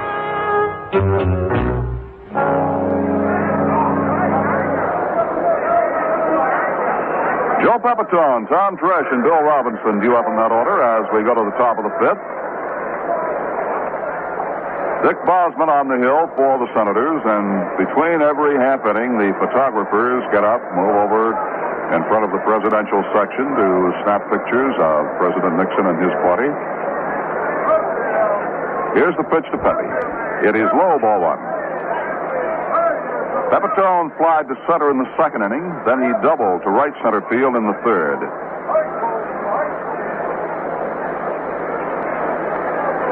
He's facing Bosman for the first time. Right-hander kicks and fires. Pepitone pops it up in a shallow center. Coming hard is Unser. He's under it now. And he's got it. Unser had a pretty long run for that when he was playing Pepitone deep. But he got to it. So there's one out, and Tom Tresh the batter. Tresh knocked in the first run of the season for the Yankees with a single to right field in the second, delivering Roy White from third base. Then in the third, he flied out to right fielder Ed Stroud. The pitch to Tresh. He takes it low.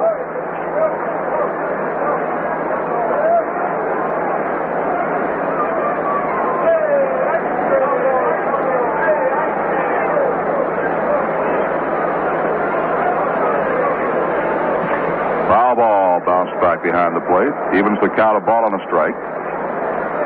Tresh was a doubtful starter up until game time today because he has been suffering from a rather heavy cold and sore throat.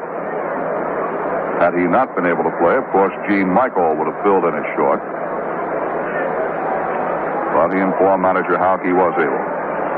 He takes low, 2 balls, 1 strike. Yankees have backup protection at every infield position. Michael backs up Tresh at short. Bobby Cox, the backup man for Mercer at third. Nate Oliver will back up Clark at second, and Len Bamer will back up Pepitone at first. 2-1 pitch coming. Tresh fouls it away to the seats on the third base side.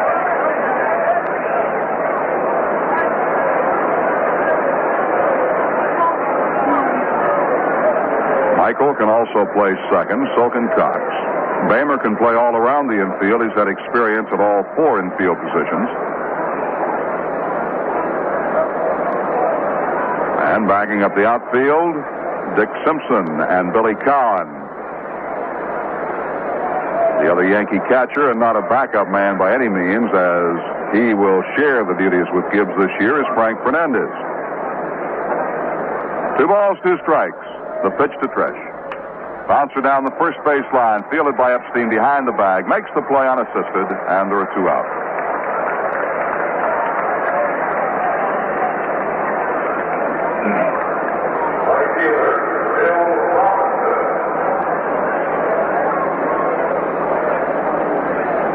You'd have to say the Yankees have a strong bench this year. Bill Robinson steps in at the plate. Robbie has reached twice, scored once. He reached on a fielder's choice in the second, stole the second base, and scored. He walked in the fourth. Bounces a foul back out of play. Yes, the Yankees have a good bench. And should anything happen there to weaken the bench, they have some fine young ball players. Will be at Syracuse. 0-1 pitch. Inside.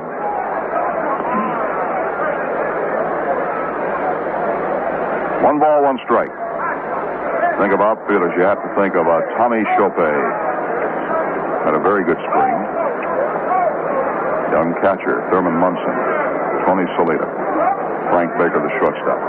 Pitch is high to Robinson. 2 balls and a strike. They are names to keep in mind. They'll, I'm sure, see action eventually at Yankee Stadium.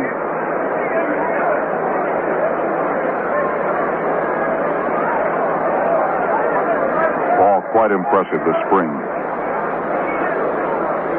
2-1 pitch. It is a bit low. Ball 3. Hey, another young man that I think is going to be a good one is that Ronnie Bloomberg. He gets a little more experience. Jim Lytle, another fine young outfielder. You think about some of the youngsters in the organization. 3-1 pitch to Robinson. Golf foul past Hauser at third.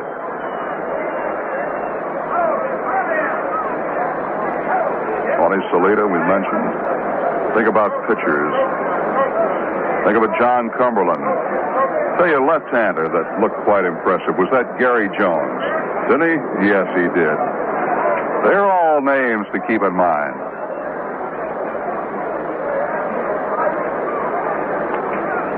Mickey Scott, another one. All right, 3-2 pitch to Robinson. Swing and a miss, strike three. That is the first strikeout by Washington pitching as the Yankees go down in order. Nothing across, and at the end of 4.5, the score, New York 8, Washington nothing.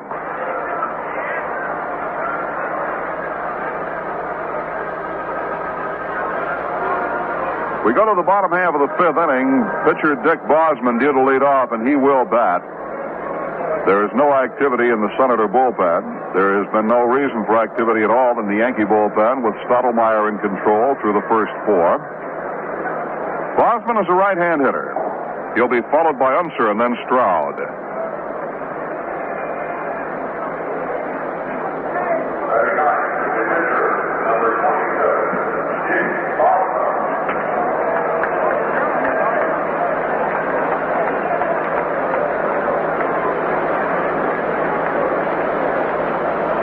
Mel's first pitch, it is over but low. He had the outside corner but downstairs.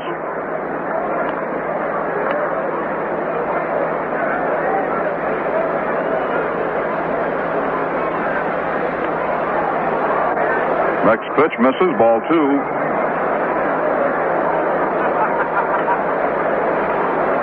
With a temperature here in the middle to upper 60s. One of the finest opening days I can remember in a long time. And in New York today, temperature of 70, we're told. 2-0 pitch.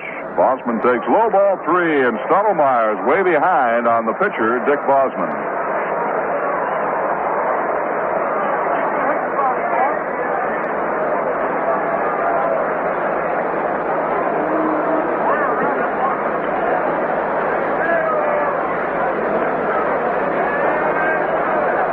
There's a strike. 3-1. Yankees have scored their 8 runs on 7 hits, helped along by a couple of Senator errors. Stottlemyre has allowed 4 hits, 2 singles and 2 doubles. He winds and he deals, and he's got a strike 2. Full count, 3-2 on Bosman. Del Unser is on deck.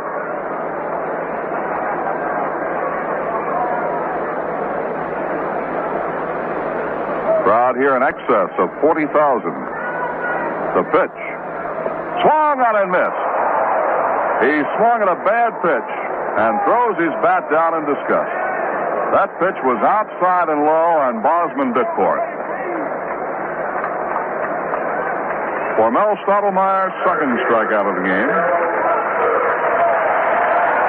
Big hand for Del Unser. He's going to be a favorite here in Washington. In this ball game, he's had 2 hits, a single and a double.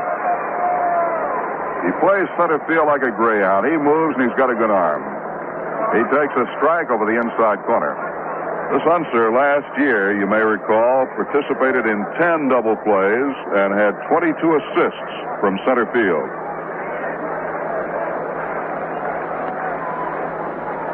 He lines this one. He's got his third hit to left field.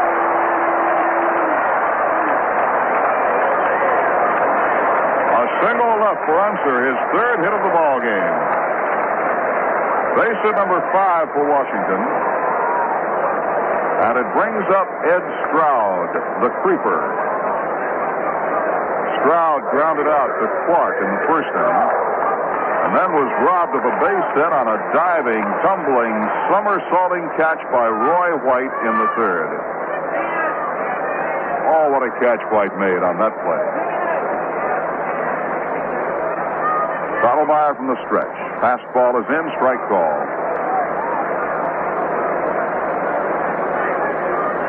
Travis Stroud had quite a day against the Yankees last year at the stadium. I can remember a doubleheader and 9 trips. I think he had a single, a double, a triple, and 2 home runs. Next pitch to him. Line to the center field. Base hit. Unser turns second and now goes back. Kenny can't pick it up, but Unser had stopped at second. It's a single for Stroud, and the Senators have runners at first and second. Base hit number 6.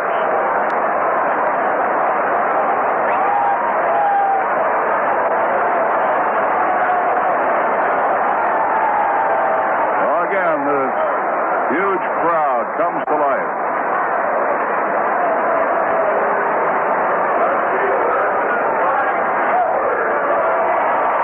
The batter is Frank Howard. Howard is grounded at third and fly to right. Stottlemyre looks back, checks the outfield defenses. He sees Kenny over toward the alley on the left side. White is deep and left. Robinson gives up the foul line on righties and right center and deep. Swing and a miss by Howard, strike one. Infield fades to the left. Fresh midway between second and third. Clark squeezed over toward the bag at second. The right side of the infield fairly well open. Pepitone knows back, and he can move well to his right should the occasion arise. Stottlemyre kicks and deals. Check swing and a strike 2. No balls, 2 strikes on Howard.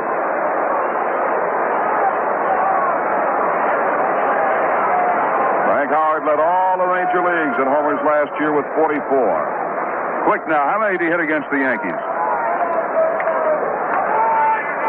You said none. You were absolutely right.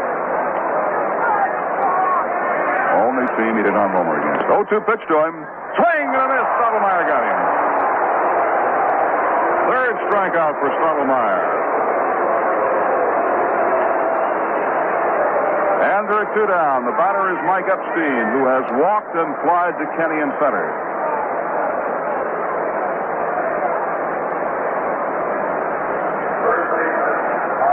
Fresh telling the outfield that there are 2 away. Just a reminder.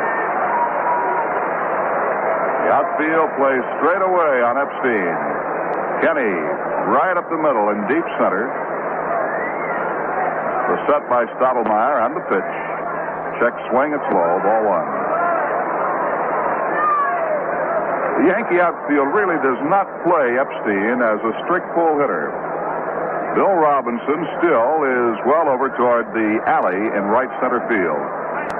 He and Clark playing the same way. You could draw a straight line between them. The pitch. Low inside, dug up nicely by Gibbs.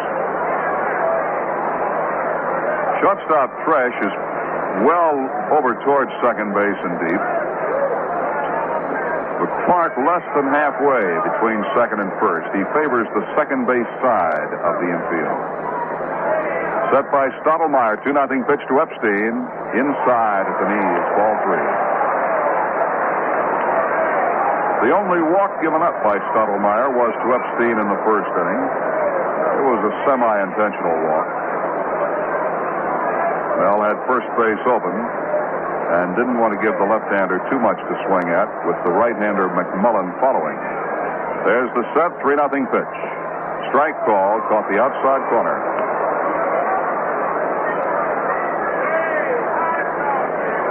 Yankees leading 8-0. In case you're just tuning our way, Frank Messer here with Phil Rizzuto and Jerry Coleman. In Washington, the set by Stottlemyre, 3-1 pitch, lined, and it's past Tresh into left center. Base hit, the Senators will score. Roy White's throw goes into second base, over Clark's head, but Pepitone backs him up with no harm done.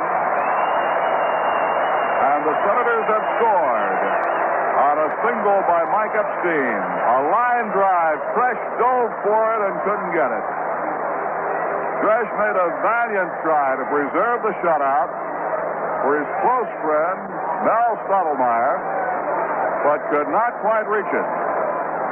And that is the first run the Senators have scored on an opening day game since 1966, when Frank Howard hit a home run against Cleveland. They had been shut out on opening day for 25 2/3 innings. Lindy McDaniel gets up now in the Yankee bullpen. It's an 8-1 ball game. Ed Stroud now at third, Epstein at first. The batter is Ken McMullen, the third baseman. He has hit back to the mound and grounded to second. Right-hand batter. Pepitone holding against Epstein. The pitch is low, ball one.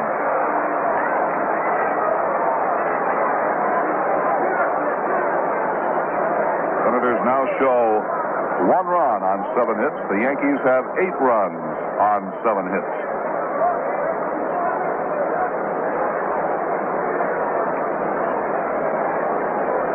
Lindy McDaniel begins loosening up in the Yankee bullpen under the watchful eye of bullpen coach Jim Hegan.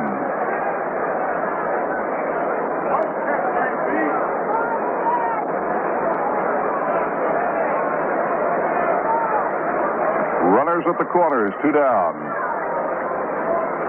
Stottlemyre looking down to Gibbs, starts his move, and the 1-0 pitch to McMullen. It's high and tight, 2 balls and no strikes. On deck for the Senators is Tim Cullen, their second baseman.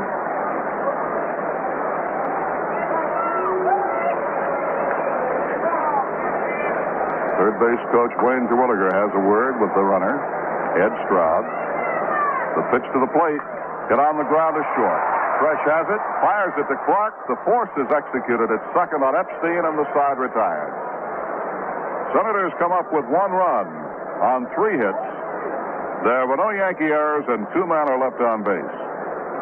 So now at the end of 5 full innings of play, the score, the New York Yankees 8, the Washington Senators 1.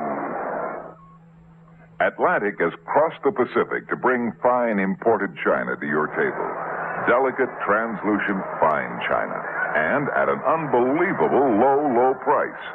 Decorated in a soft gray pattern and trimmed with a thin band of silver, this fine china is called Royal Elegance. A 4-piece place setting is available at participating Atlantic stations at a ridiculous low price with your purchase of 8 gallons of gasoline. This offer may vary in some states, but this beautiful fine china will never vary in its translucent, delicate beauty. Each 4-piece place setting consists of a cup and saucer, dinner plate, bread and butter plate. You can even charge Royal Elegance on your Atlantic Richfield credit card. Stop in at any participating Atlantic station today and pick up Royal Elegance. Once you do, you'll never put it down.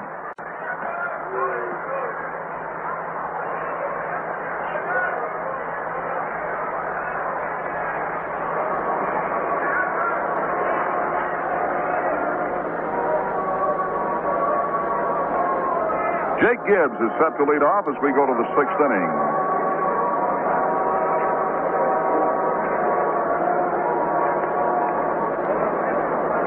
The Yankees in front 8-1. Gibbs has had a big part in it. He's batted in a run, and he has scored a run. Single to knock in the 2nd run of the game in the 2nd inning. Reached on an error and scored in the 4th.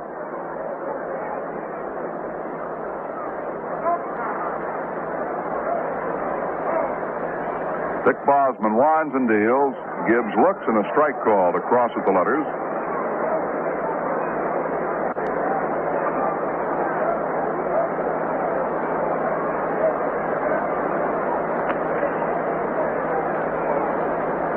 And the 1-strike pitch to Jake. Hit on the ground to the right side. Cullen digs it off the left ankle, throws on to first base in time.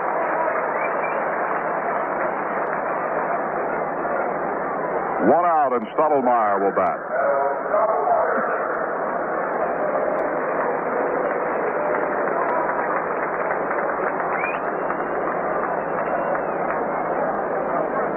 Dignitaries galore on hand this afternoon. President Nixon still in his seat. Stottlemyre swings and misses, strike 1. Baseball Commissioner Bowie Kuhn. American League President Joe Cronin, Yankee President Mike Burke, just to mention a few of them. Senators owner Bob Short, of course. 0-1 pitch. Swing and a miss by Mel on what appeared to be a sinker. No balls, 2 strikes. Stottlemyre's a batter. Is 0-for-2. However, he has reached on a fielder's choice and scored a run. He had a line drive to left field that was caught over the head by Frank Howard back in the second. 0-2 pitch to him. Swing and a miss, strike 3. Dropped by Casanova. Stottlemyre is tagged at the plate.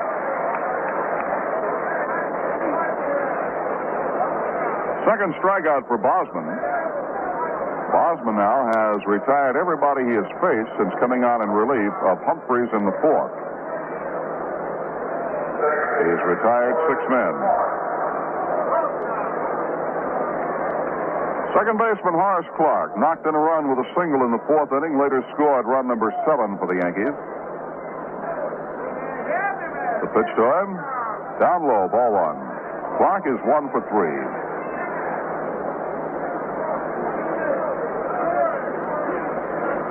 Looking down the batting order, every Yankee has either had a base hit or scored a run in this game. The windup in the pitch. Fly ball out into right center field. Chasing Unser back into his left. He's there, makes the catch. Del Unser, the center fielder, moving back into his left to retire Clark, and the Yankees go down in order. Nothing across. And at the end of the top half of the 6th inning, the score, the New York Yankees 8 and the Washington Senators 1. Taste that beats the others cold. Pepsi pours it on. In time of thirst takes hold. Pepsi pours it on. Pepsi's got that special taste created for the cold. The cold turns on that Pepsi bright, makes Pepsi Cola come alive. Taste that beats the others cold. Pepsi pours it on. Pepsi pours it on. Pepsi's got that special taste created for the cold. The cold turns on that Pepsi bright, makes Pepsi Cola come alive. Taste that beats the others cold. Pepsi pours it on. Taste that beats the others cold. Pepsi pours it on.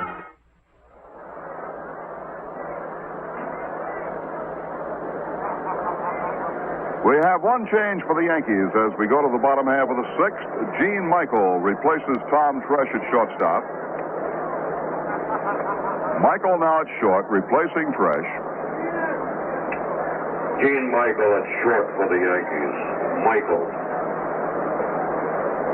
Now, 2 very important dates to remember. A week from today, the Welcome Home Luncheon in the Grand Ballroom of the Waldorf Astoria. We'll see you there at noon. All the Yankees will be there. And then a week from tomorrow, we'll see you at Yankee Stadium. And all the Yankees, you better believe me, will be there. Here's Tim Cullen to lead off the bottom half of the 6th. He's 1 for 2 in the ball game. Single to center his last time up. Right-hand hitter takes a strike, got the outside corner at the knees. White plays him fairly deep out in left field. Robinson gives up the foul line at right. Jerry Kenney in center. To his own right, our left. The pitch. And there's a line drive out into left center. It's going to drop in for the base hit. Jerry Kenney over to it, scoops it up on the ground, fires into second. And Tim Cullen has his second hit of the ball game, and for the Senators, base hit number 8.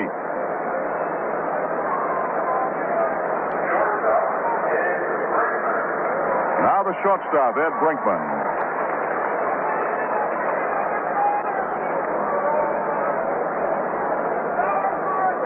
Casey Cox is up again on the Washington bullpen, right-hand pitcher. Brinkman 1 for 2. Takes ball 1. Brinkman struck out in the second, doubled in the 4th.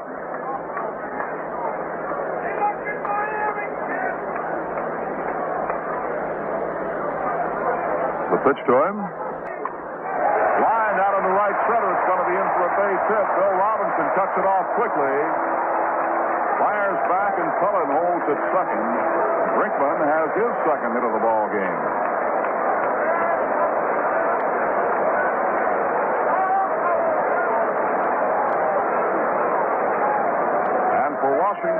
hit number 9.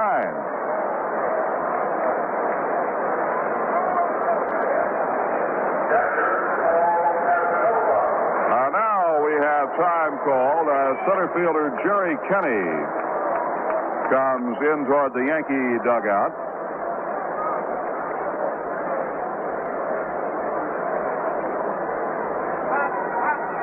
Jake Gibbs at the mound talking to Stottlemyre. Gary Holman has come out on deck for the Senators. Jerry Kenny, running in from center field, has disappeared into the Yankee dugout. Now he reappears and on the dead run heads back towards center field.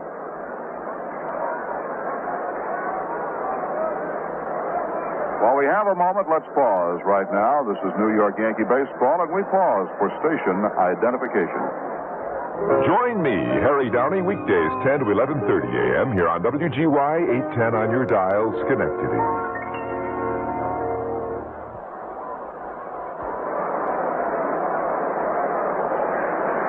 We're ready to go. Runners at first and second, nobody out. Casanova waiting.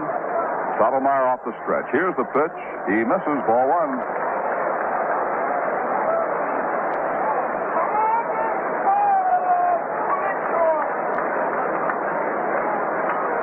5 of the Senators' 9 hits have now come in the last 2 innings. They got 3 hits and a run in the 5th. A set by Stottlemyre. Dealing to Casanova. There's a long drive down the left side. However, it is fading. It is foul.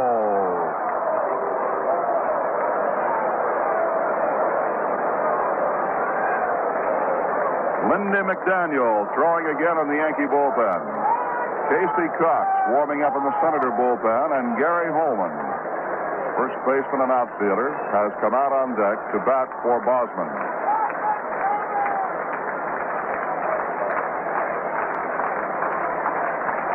Stottlemyre takes the sign from Gibbs. Cullen and Brinkman lead away, and the pitch. High pop foul. Gibbs coming back toward the screen. He's got room. He is under it, and he's got it. And that's all for Casanova as he fouls out to catcher Jake Gibbs, 1 down.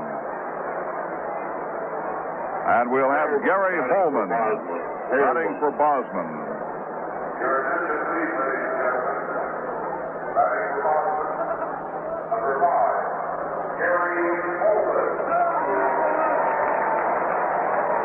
Holman was a fine pinch hitter for the Senators last year.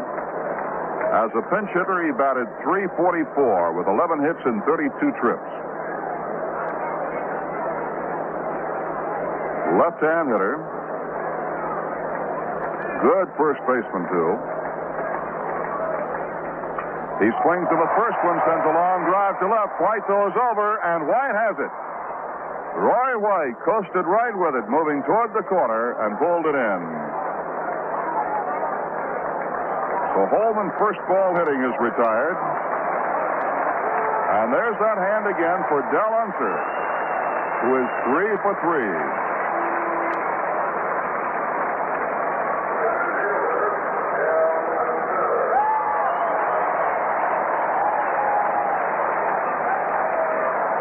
Two singles and a double for Unser. He scored the only run for Washington.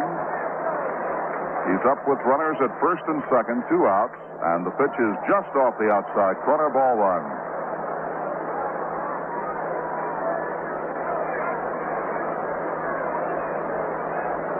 Phil Rizzuto waiting in the wings right now to come in and describe the final 3 innings for you.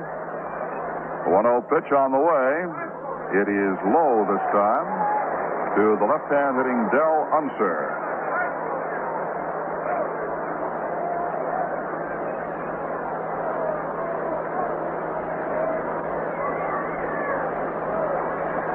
Unser bats and throws left-handed. He chokes up about 2 or 3 inches on the bat handle now, waiting.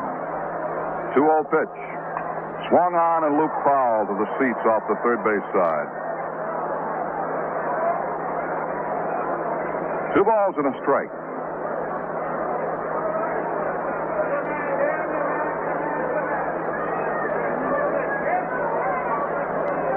like to say hello to all our friends up Albany, New York way. Had a fine time up there in the Yankee Caravan this past winter. Really treated us nice, and we appreciate it. 2-1 pitch now to Unser. It is a ball 3-1.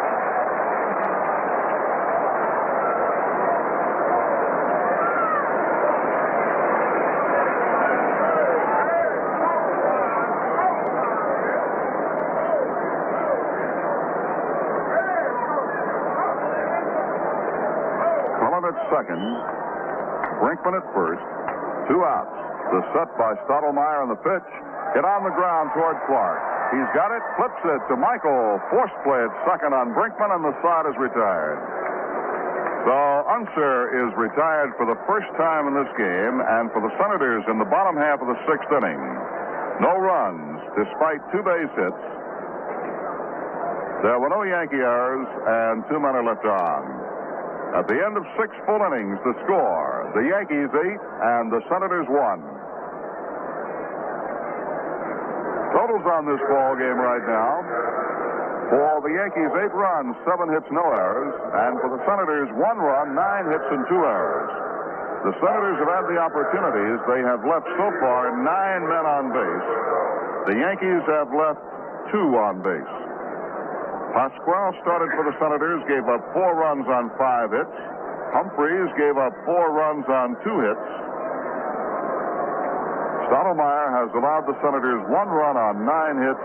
Mel has struck out 3, and he has walked 1. Casey Cox coming in. Right-hander Casey Cox will be the new pitcher. And looking quickly at the scoreboard, the Dodgers have moved in front of the Reds 3-2 at the end of 2.5.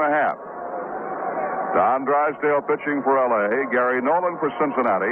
Cincinnati got a 2-run lead in the first inning on home runs by Pete Rose and Bobby Tolan. But now the Dodgers have come back with 1 in the second and 2 in the third for a 3-2 lead. San Francisco plays in Atlanta tonight, and those are the only other games scheduled on this opening day. Well, through 6. The Yankees leading 8-1, and we're going to slip away and make room right now for the Scooter. We'll be in here to tell you all about the rest of this one. So let me slip out. And Phil Rizzuto, you ready to go to work here, Ben? All set, Frank. And everything has been turning out beautifully for the New York Yankees today. Opening day, and got off to a 8-0 lead. They lead now 8-1. Senators scored in the 5th inning. But the Yankees have shown what we've been telling you all spring with their hustle, their speed on the bases, and a little surprising, the long ball from 2 fellas you don't really expect it from, Jerry Kenney and Bobby Mercer, who had back-to-back home runs in the 3rd inning. Bobby Mercer also singled in the 4th and has driven in 3 runs for the Yankees today. Joseph Casey Cox, he likes to go by the nickname of Casey. He's a big fella, 6 feet 5 inches tall, 200 pounds. And he'll be pitching to Jerry Kenney.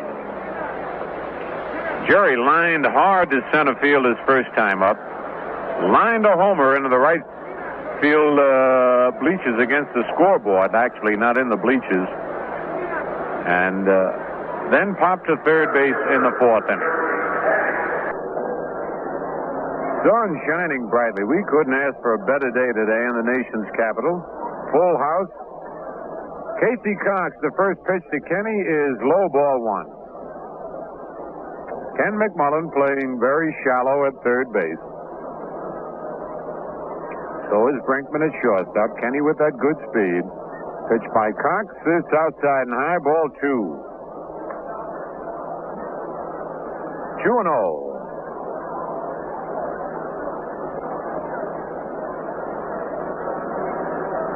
President Nixon still here at the ball game. The 2-0 pitch is line to left field for a base hit. That's going to be a double at least. Kenney around first. Look at him go. Frank Howard up with the ball, and Kenney is in with a stand-up double. Man, Jerry Kenney went with that pitch. Something we've seen both teams do today, getting those opposite field base hits. So Jerry gets his second base hit of the ball game. First hit off Cox. And for the Yankees, their 8th base hit of the ball game.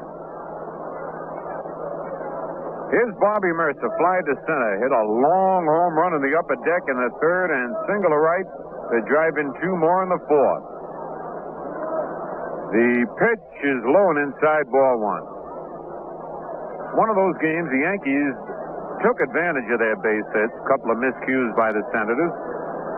They have 8 runs on 8 hits. The Senators actually out hitting the Yankees 9-8, but the Senators have managed to pick up only 1 run. The pitch to Mercer, line to right field, but foul. He got around on a high curveball. Yankees have 3 stolen bases in the ball game. Roy White stole second and third in the second inning, and then Bill Robinson stole second base in the second inning, both of them coming around to score.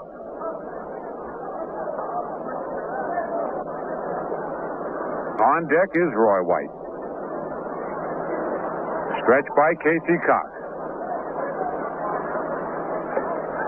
His pitch is fouled to our left and out of play. Just below the battery of cameramen we have in the booth next to us. Boy, I tell you, they really got him.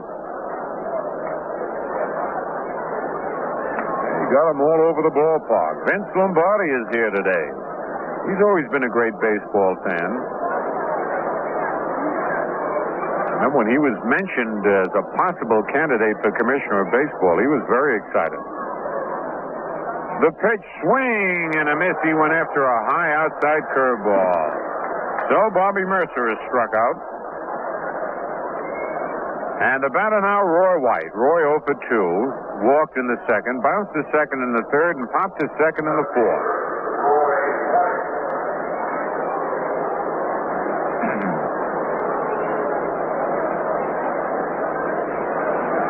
Outfield straight away on Roy, batting left-handed against the right-hander Casey Cox.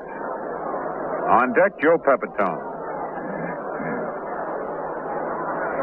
Kenny leads away. Here's the stretch. The pitch, swing, and a foul over by the Senator dugout. Strike 1. Secret Service men all over this ballpark. Look at that. One Secret Service man has not seen one play in the ball game. He's sitting right in back of the Senator dugout with his back to the field, just scouting the stands, keeping an eye out. Cox ready again. The pitch low and outside, 1-1.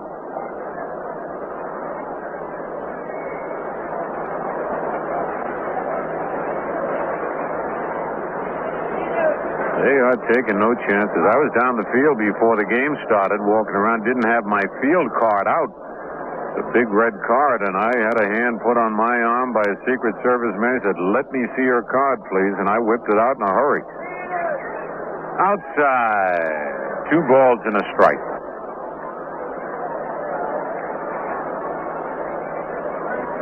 Yankees 8, Senators 1, top of the 7th.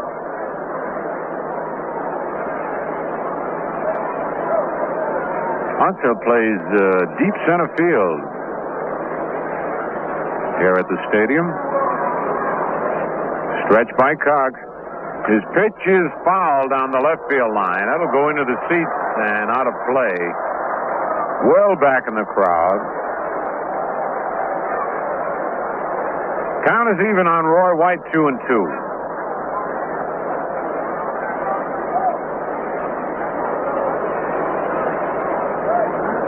The Yankees have an off day tomorrow before resuming activities with Washington Wednesday night. And then again Thursday afternoon.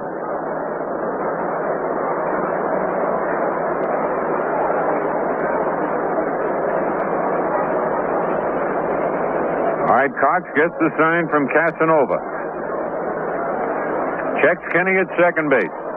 Kicks, delivers, it's fouled again, almost in the same spot, and the crowd down the left field line.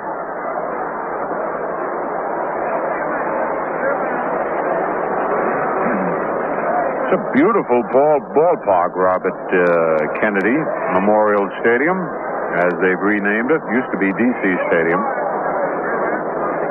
completely encircled by stands. Wind never a factor in this ballpark. That's why the balls travel so well here.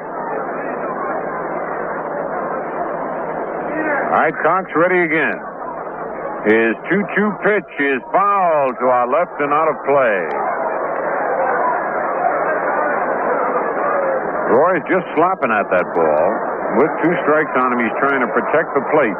His sentence is 45,113. I'm sure you heard that, but if you didn't, 45,113. Largest crowd ever to see an opening game in Washington, D.C. And the magic names of President Nixon, Ted Williams, helped bring that crowd here. Swing and a miss. He struck him out on a low sinker. So Casey Cox, after giving up an leadoff double to Jerry Kenney, has struck out Bobby Mercer and Roy White, and here's Pepitone. Joe fly to center in the second, double to right center in the third, and fly to center in the fifth.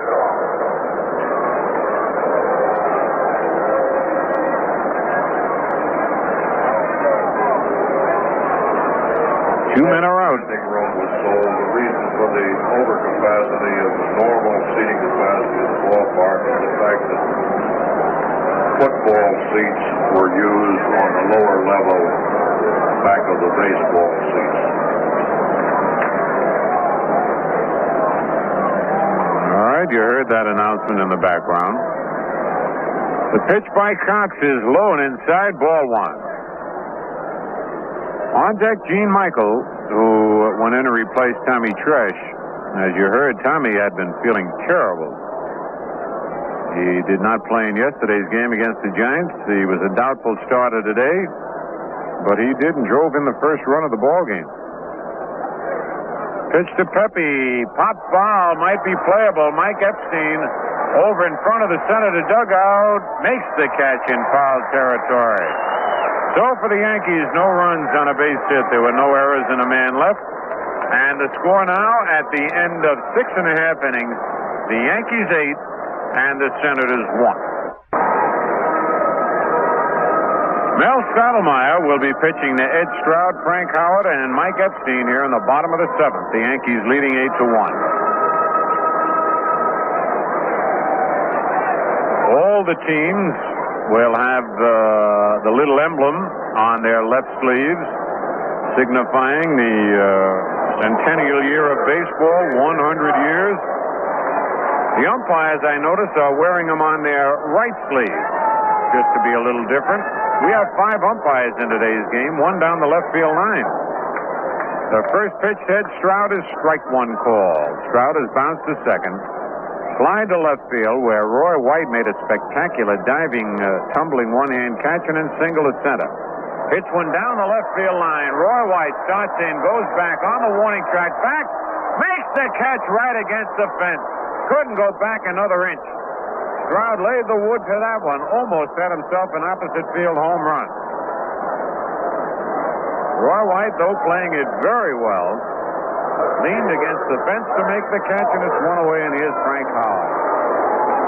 Crowd getting on Howard a little bit. He struck out in the 5th inning with 2 men on, and the 3rd inning fly to right. In the 1st inning, bounced to Bobby Mercer at 3rd.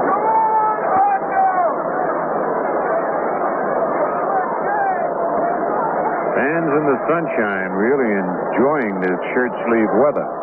Sidearm curve, bounce to short. Michael is there, up with it. Fires the first in time. Frank Howard's retired. And it's 2 away. That brings up Mike Epstein, who has driven in the only run for the Senators, with a single to left center field in the 5th inning. He's also fly to center and walk. So Mike is 1 for 2.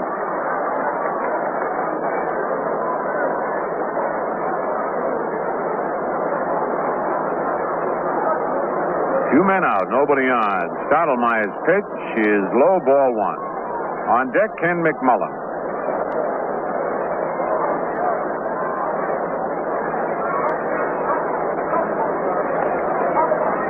The curve, swing and a miss. Strike 1, 1-1. Mike was swinging for the fences on that one.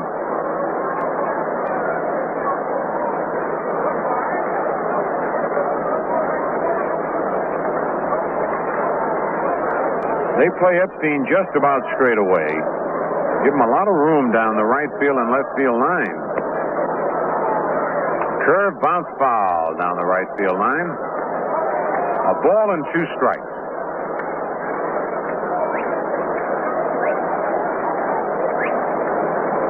Kind of unusual the way they bunch Epstein towards center field. For a left-hand batter, Bill Robinson is well over in right center. And Roy White well over in left center. And there's a bouncer to Stottlemyre. He one-hands it. Easy toss to Pepitone for the out, and Stottlemyre has a 1-2-3 inning. And now at the end of 7 full innings, it's the Yankees 8, the Senators 1.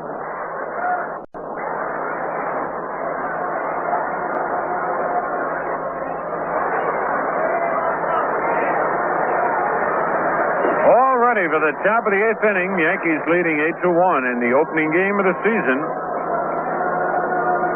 Gene Michael up for his first time. As we told you, he's filling in for Tommy Tresh.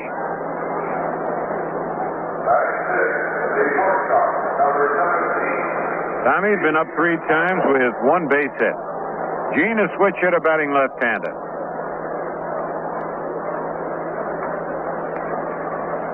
Casey Cox, the 4th Senator pitcher in the afternoon, delivers a pop-up to the left side to third baseman McMullen. Right there, makes the catch, and it's 1 away. So Michael, first ball swinging, pops out to third. That'll bring up Bill Robinson. Bill bounced into a force play, walked and struck out. He has stolen a base and scored a run in this game. Yankees have 3 stolen bases.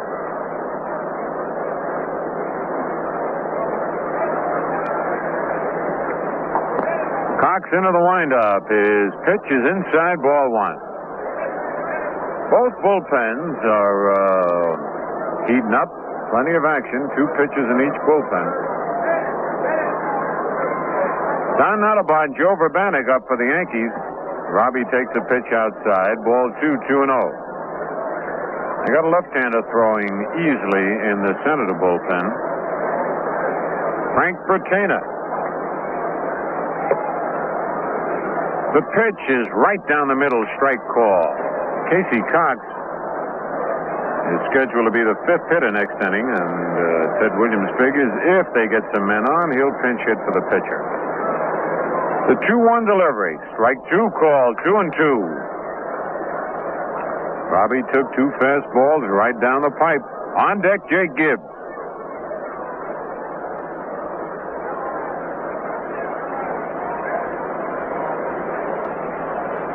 The 2-2 pitch. A bouncer slowly hit the short. Breckman will have to hurry up with it. Fires to first in time to get Robinson by his stride.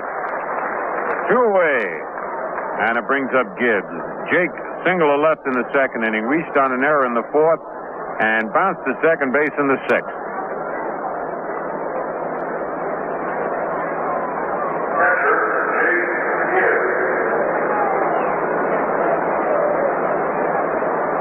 Two out, nobody on. Yankees 8, Senators 1, top of the 8th. The Mets open tomorrow against the new Montreal Expos at Shea Stadium. Jake takes a strike.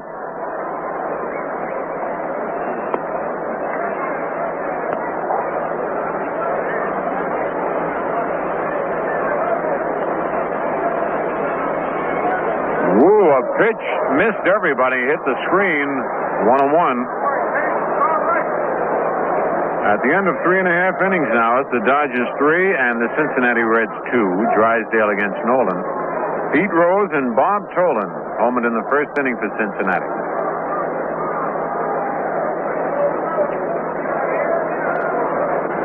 The 1-1 delivery.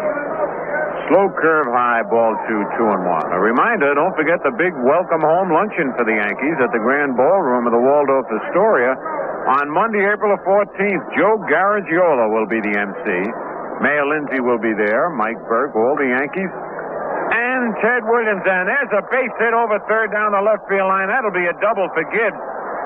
And Jake rounds second and then holds on as Howard Stroh comes into third base. Beautiful throw by the big man.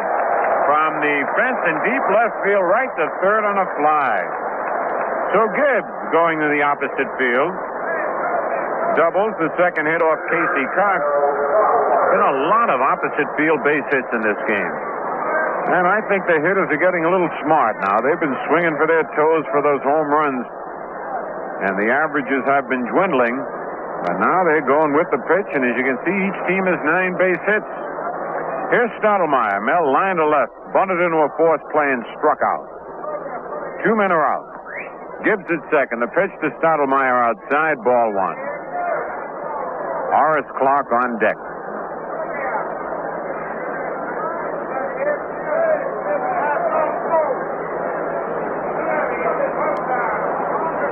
Again, the right-hander ready. Pitch is over. Strike called.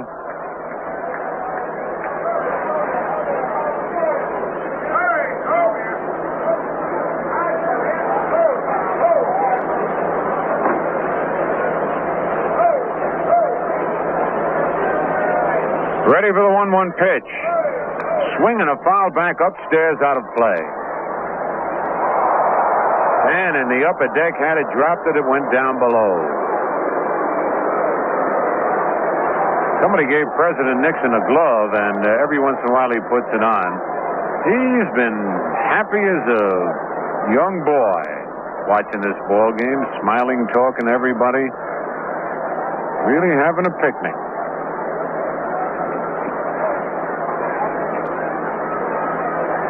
All right, 1 and 2 on Mel. The pitch is low and outside, evens the count at 2 and 2.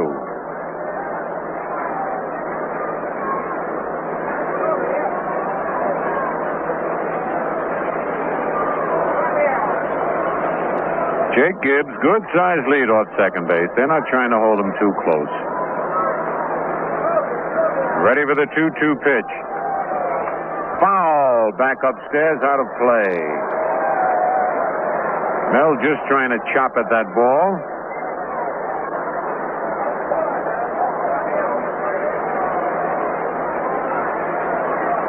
Yankees are going to have a real interesting team this year.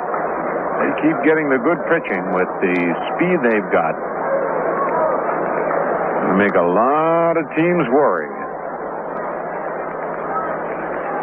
Again, the 2-2 pitch. Low and outside, it's a full count. Dick Hauser coaching at third. Elston Howard at first.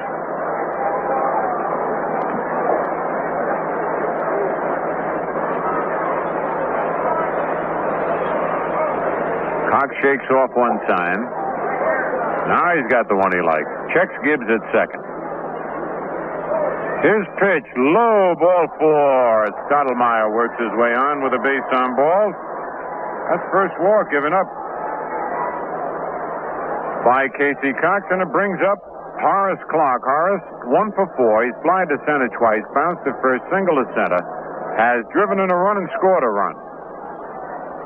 Stottlemyre putting on the jacket as the shadows start to creep across the field.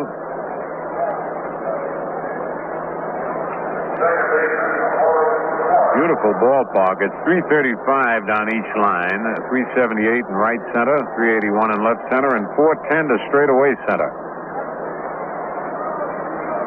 Tremendous long scoreboard. Runs from the right field foul line almost out to center field.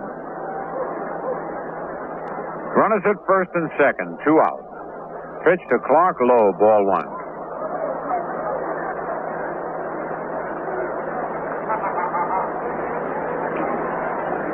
On deck, Jerry Kenney.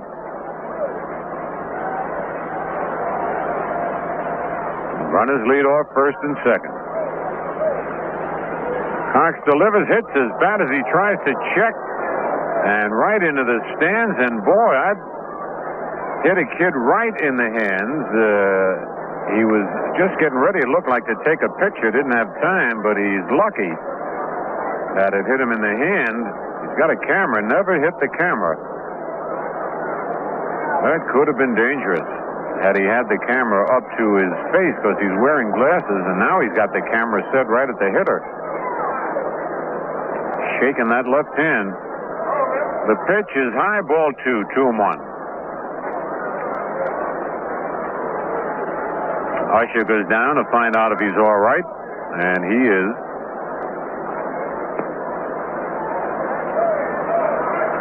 You got to be on your toes when you're sitting in those box seats down around the railing. Those accidental fouls come back like a bullet. The 2-1 pitch, strike call, 2-2. 2 balls, 2 strikes, 2 out, 2 men on. 8-1, the Yankees lead, top of the 8th.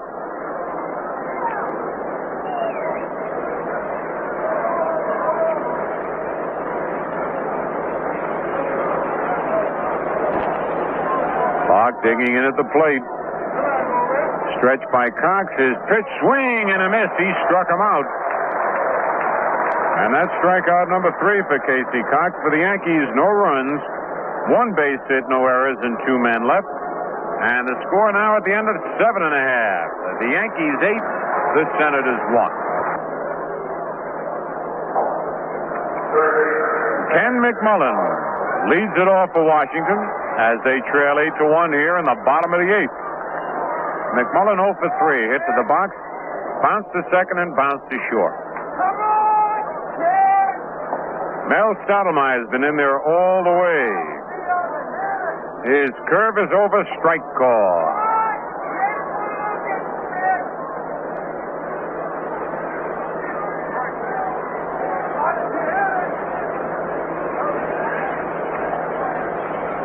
Stottlemyre rocks back. Curve, bounce to third base, foul. Bobby Mercer up with it, throws to first. Would have been in plenty of time, but it's a foul ball. McMullen comes back. Fans are having a lot of fun at this game, and we want to remind you fans not to forget the big fun days at Yankee Stadium this season. There's Cap Day on May the 3rd, Ball Day on May 25th, and Bat Day on June 15th. 3 real big fun days at the stadium. 0-2 on McMullen. Pitch is in there, strike 3 called. McMullen caught looking. Stottlemyre picks up his 4th strikeout of the ball game. And the batter, Tim Cullen. Cullen's 2 for 3, bounced to third in the second, and then single to center in the 4th and 6th innings.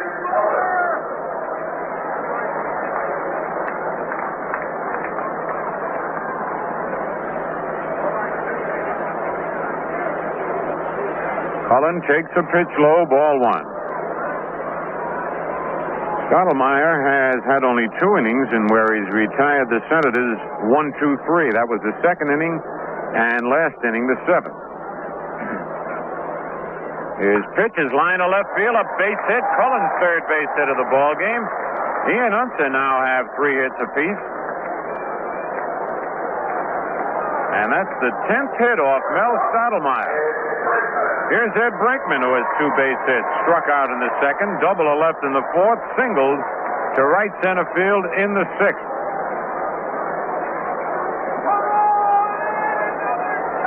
Pepitone whistling to Stottlemyre, not holding Cullen too close to first base.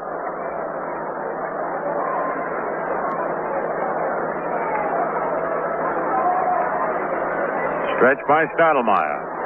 The pitch is low, ball 1. We told you Unser has 3 base hits. Cullen has 3 base hits. Brinkman has 2. And all 3 of those hitters choke well up on the bat.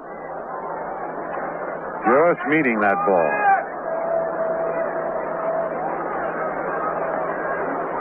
The 1-0 pitch is a curve over, strike called, 1-1.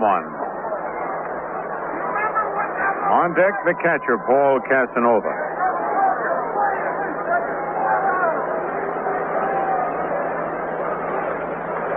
Cullen leads away. Stottlemyre delivers, ground ball, hit slowly to second. Clark has to go to first base in time to get Brinkman. Moving to second base is Cullen. And that ball was hit right off the end of the bat, had a lot of English on it, was really twisting and squirming. But Clark stayed with it. Here's Casanova, 0 for 3. Hit to the box, bounce to third, foul to the catcher. Now Mel looks in for the sign from Jake Gibbs. Here's the stretch. The pitch lined up the middle. There's a base hit. It's going to score a run. Cullen rounds third. He comes in to score. And it's an 8-2 ball game as Casanova drilled one up the middle. And the batter now, Bernie Allen, pinch hitting for Casey Cox.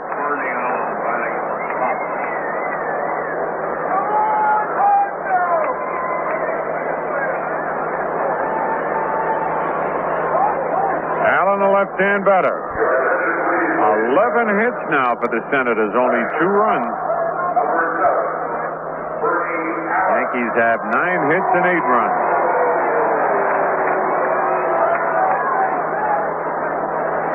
The stretch, the pitch right down the middle, strike call.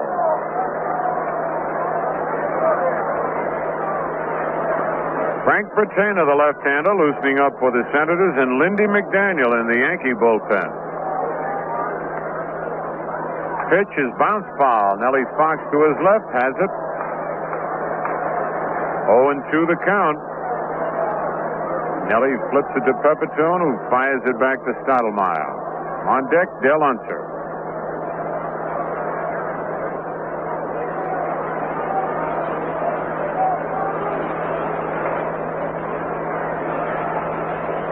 Casanova leads off first.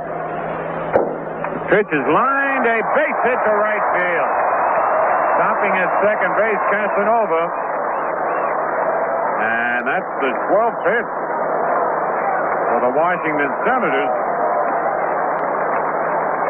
Bernie Allen coming through with a pinch hit single, and here's that dangerous man, Del Unser. Unser is single to center, double to left, and single to left. He has also bounced to second base. Little left-hand batter. 12 base hits. Kind of games that Eddie Lopad used to pitch for the Yankees. A lot of base hits, very, very few runs. Stretch by Stottlemyre. The pitch bounced to the second base. Clock right there. Big hop. Flips to Pepitone in time. And the Senators in the bottom of the 8th pick up a run on 3 base hits. No Yankee errors, 2 men left. And the score at the end of 8 full innings, the Yankees 8 and the Senators 2.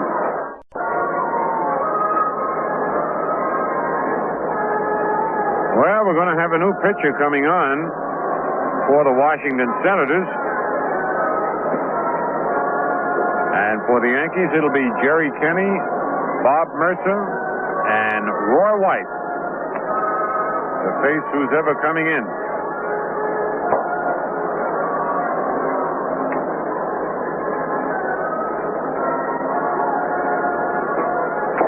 Bernie Allen, who pinch hit, remains in the game at third base.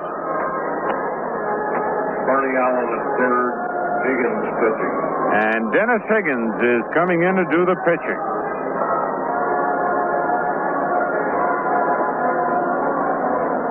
Told you Frank Bertena had been doing most of the loosening up. And then Dennis Higgins got up, and he's coming in. This is the 5th pitcher for Washington. Camilo Pascual started. Bob Humphreys came on. Dick Bosman, Casey Cox, and now Dennis Higgins. So Jerry Kenney, who has lined to center, lined a home run over the right field fence, popped to third and double to left field, will lead it off. At the end of 5 innings, it's still the Dodgers 3 and the Reds 2. Drysdale against Nolan. Pete Rose and Bobby Tolan homered in the first inning for Cincinnati, but then the Dodgers scored 1 in the second and 2 in the third. The Giants play Atlanta tonight, and along with this game, the Yankees and the Senators, the only game scheduled for today. Well, let's see what's happening here. President Nixon is standing up. I don't know whether he's leaving or not. Mr. Short is standing up, calling Mrs. Short over. They have 7 children, the Shorts. And Mr. Short is the owner of the Washington Senators. He's bringing his family over to meet President Nixon, and this will be a thrill. There they go, tracing over. The first pitch to Jerry Kenny is ball one from Dennis Higgins. Yankees lead 8-2, top of the ninth. The pitch is outside, ball two. And I'm informed it's traipsing over, not tracing over.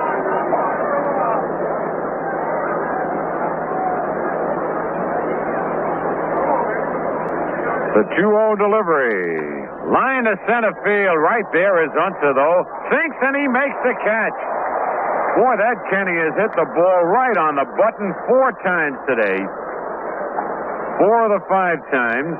The other time he popped at third and has 2 base hits to show, but he has been hitting the ball solidly. Here's Bobby Mercer, who's 2 for 4. Bobby fly to center, homered in the upper deck in right field, single to right to drive in 2 more in the 4th, and struck out in the 7th.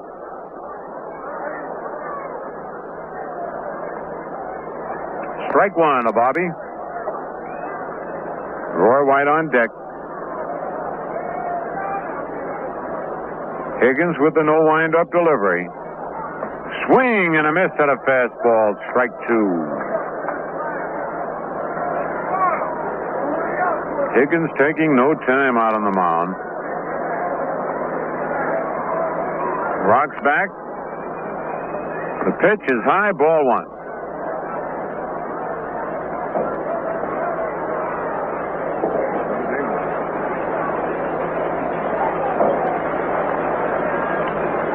One out, nobody on. We're in the 9th inning. Pitch by Higgins, a curve over, strike 3 called. Mercer is caught looking at a beautiful curveball. 6th Yankee to get down on strikes in the ball game, and now Roy White. Roy walked, bounced to second, popped to second, and struck out.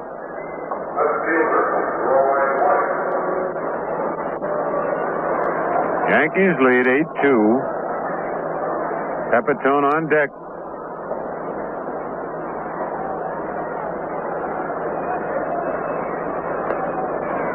Pitch by Higgins is low and outside, ball 1.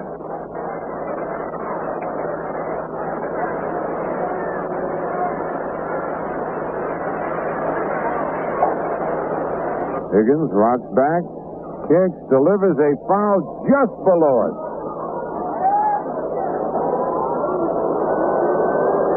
1-1.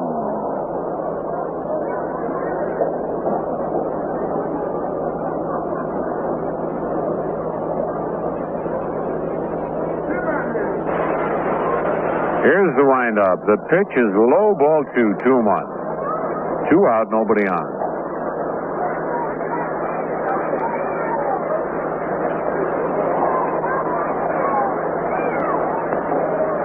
Higgins ready. Low with the fastball is 3-1.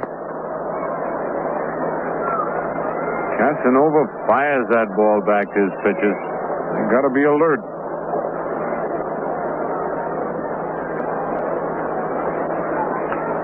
Roy White choking up on the bat slightly. Batting left-handed against Dennis Higgins. Here's the 3-1 pitch. Foul over towards the center to dugout. Full count. Elston Howard chasing it down. Good to see Ellie back in the Yankee uniform, coaching at first. Dick Hauser, of course, the coach at third. Frank Crissetti, we'll see him when Seattle comes into town. And now the payoff pitch. Ground ball hit to short. Brinkman has it. Fires in time to get Roy White.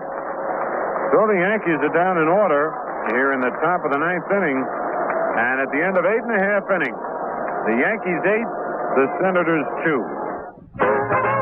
A I've got a tractor here that's all brand new this year. It'll do your work while you just steer. Here's a riding mower, it's a real sweet goer. Bring along your wife, we'd love to show her. And please keep in mind the ones you walk behind. Better rotary mowers you'll never find. See 'em all, see 'em all, See 'em all, see 'em all at your Alice Chalmers Outdoor Products dealer.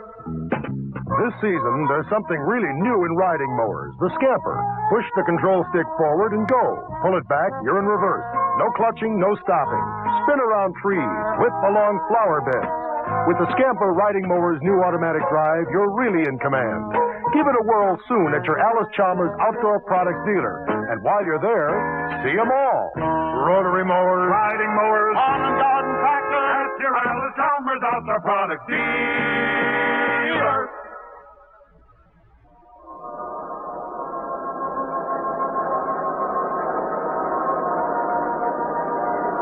So we go into the bottom of the ninth. Stottlemyre has Ed Stroud, Frank Howard, and Mike Epstein to cope with the Yankees leading 8-2. Lindy McDaniel continues to throw in the Yankee bullpen, and Frank Patena, the left-hander, in the Senator bullpen. Ed Stroud, 1 for 4 on the day, bounced to second, fly to left, single to center, and then fly to left again.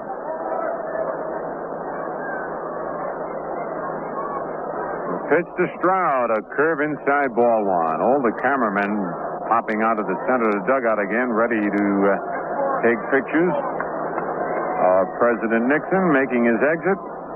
There's a strike to Stroud, 1-1.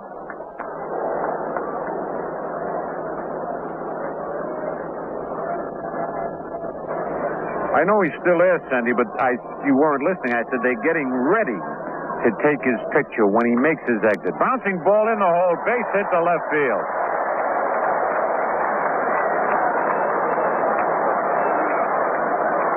That's the 13th hit by the Senator. And now Frank Howard.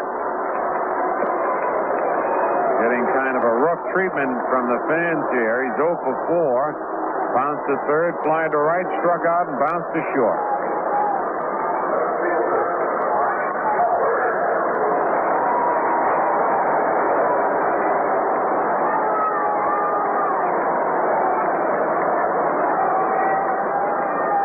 Stottlemyre stretches, pitch to Howard, swing and a miss. Strike one. This big fella doesn't have to swing hard to hit him out of the park. Gene Michael wanted to say something to Horace Clark. Horace ran over, got the words of wisdom, runs back. Stroud at first with nobody out in the bottom of the ninth. Yankees lead 8-2. Stottlemyre sets. His pitch is low and away, 1-1. Mike Epstein on deck.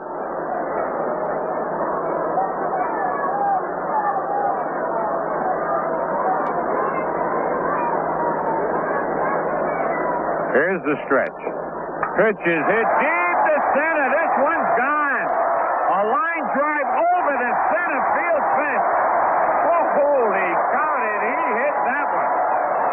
He picked on a low sinker. That ball didn't get over 10 feet high all the way out. Kenny went back to the wall, couldn't reach it. It hit the center field wall. A line drive home run for the big man. And he has suddenly changed those boos to cheers. A standing ovation for big Frank Howard on as hard a home run ball as you'll ever see. A low line drive. That's the kind they talk about that Babe Ruth supposedly hit. A line drive went through the pitcher's legs, and by the time it stopped rising, it was over the fence. But that one could almost have done it. What a shot that was. Suddenly it's an 8-4 ball game. 14 hits now. The batter Mike Epstein, who is 1 for 3, a walk and a single. Foul down the third base line, 1-1. Just was saying before Howard hit that one, he doesn't have to swing hard to hit him out of here. And he golfed a low sinker. I'm telling you, you don't see him hit any harder than that. 8-4, the Yankees lead. Nobody out here in the bottom of the ninth. Stottlemyre's pitch, bouncing ball in the hole. Pepitone one-hands it. Throws to Stottlemyre in time on a good play by Pepitone and Stottlemyre as they take a base hit away from Mike Epstein. Man, if that one had gone through, I'm afraid that might have been all for Mel Stottlemyre. And now we're going to have a pinch hitter for the pitcher, Dennis Higgins. Looks like Hank Allen coming up. Hank Allen batting for Dennis Higgins. Hank had himself a fine spring. As a matter of fact, Hank caught the ball that President Nixon threw out. The first one that he threw out. He eventually threw out two more. There's a pitch low, ball one. Hank, a right-hand batter, like his brother, Richie Allen of the Phils.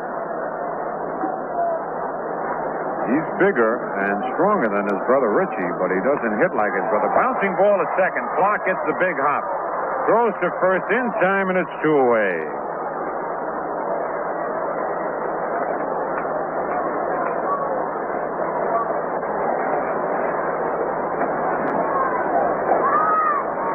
Two out, nobody on. The batter, Tim Cullen, who is 3 for 4. He bounced to third in the second inning, then had 3 straight singles his next 3 times up. Twice to center, 1 to left.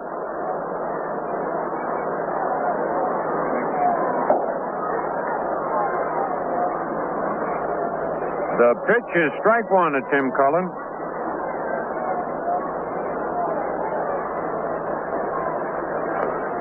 Stottlemyre's next pitch is low, 1-1. 2 out, nobody on, 8-4, the Yankees lead.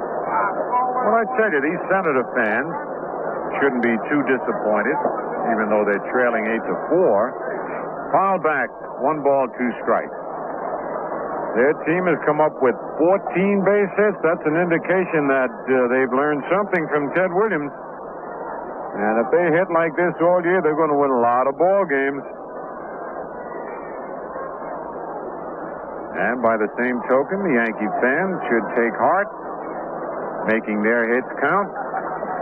Curve is low, evens the count at 2-2. You get 9 hits and 8 runs, you're really hitting in the clutch.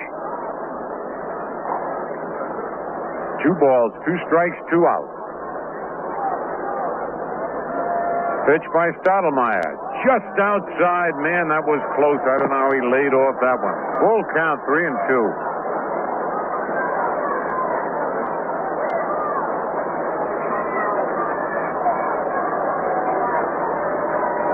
Full count on Tim Cullen. Here's the payoff pitch. Low, ball 4. Stottlemyre gives up only his second walk of the ball game. His first walk was in the first inning to Mike Epstein. And this is only the second man he's walked, and Mel is very fortunate that he did not walk too many with all the base hits that he has allowed. Here's Eddie Brinkman, who's 2 for 4. A single and a double. He's also struck out and bounced to second.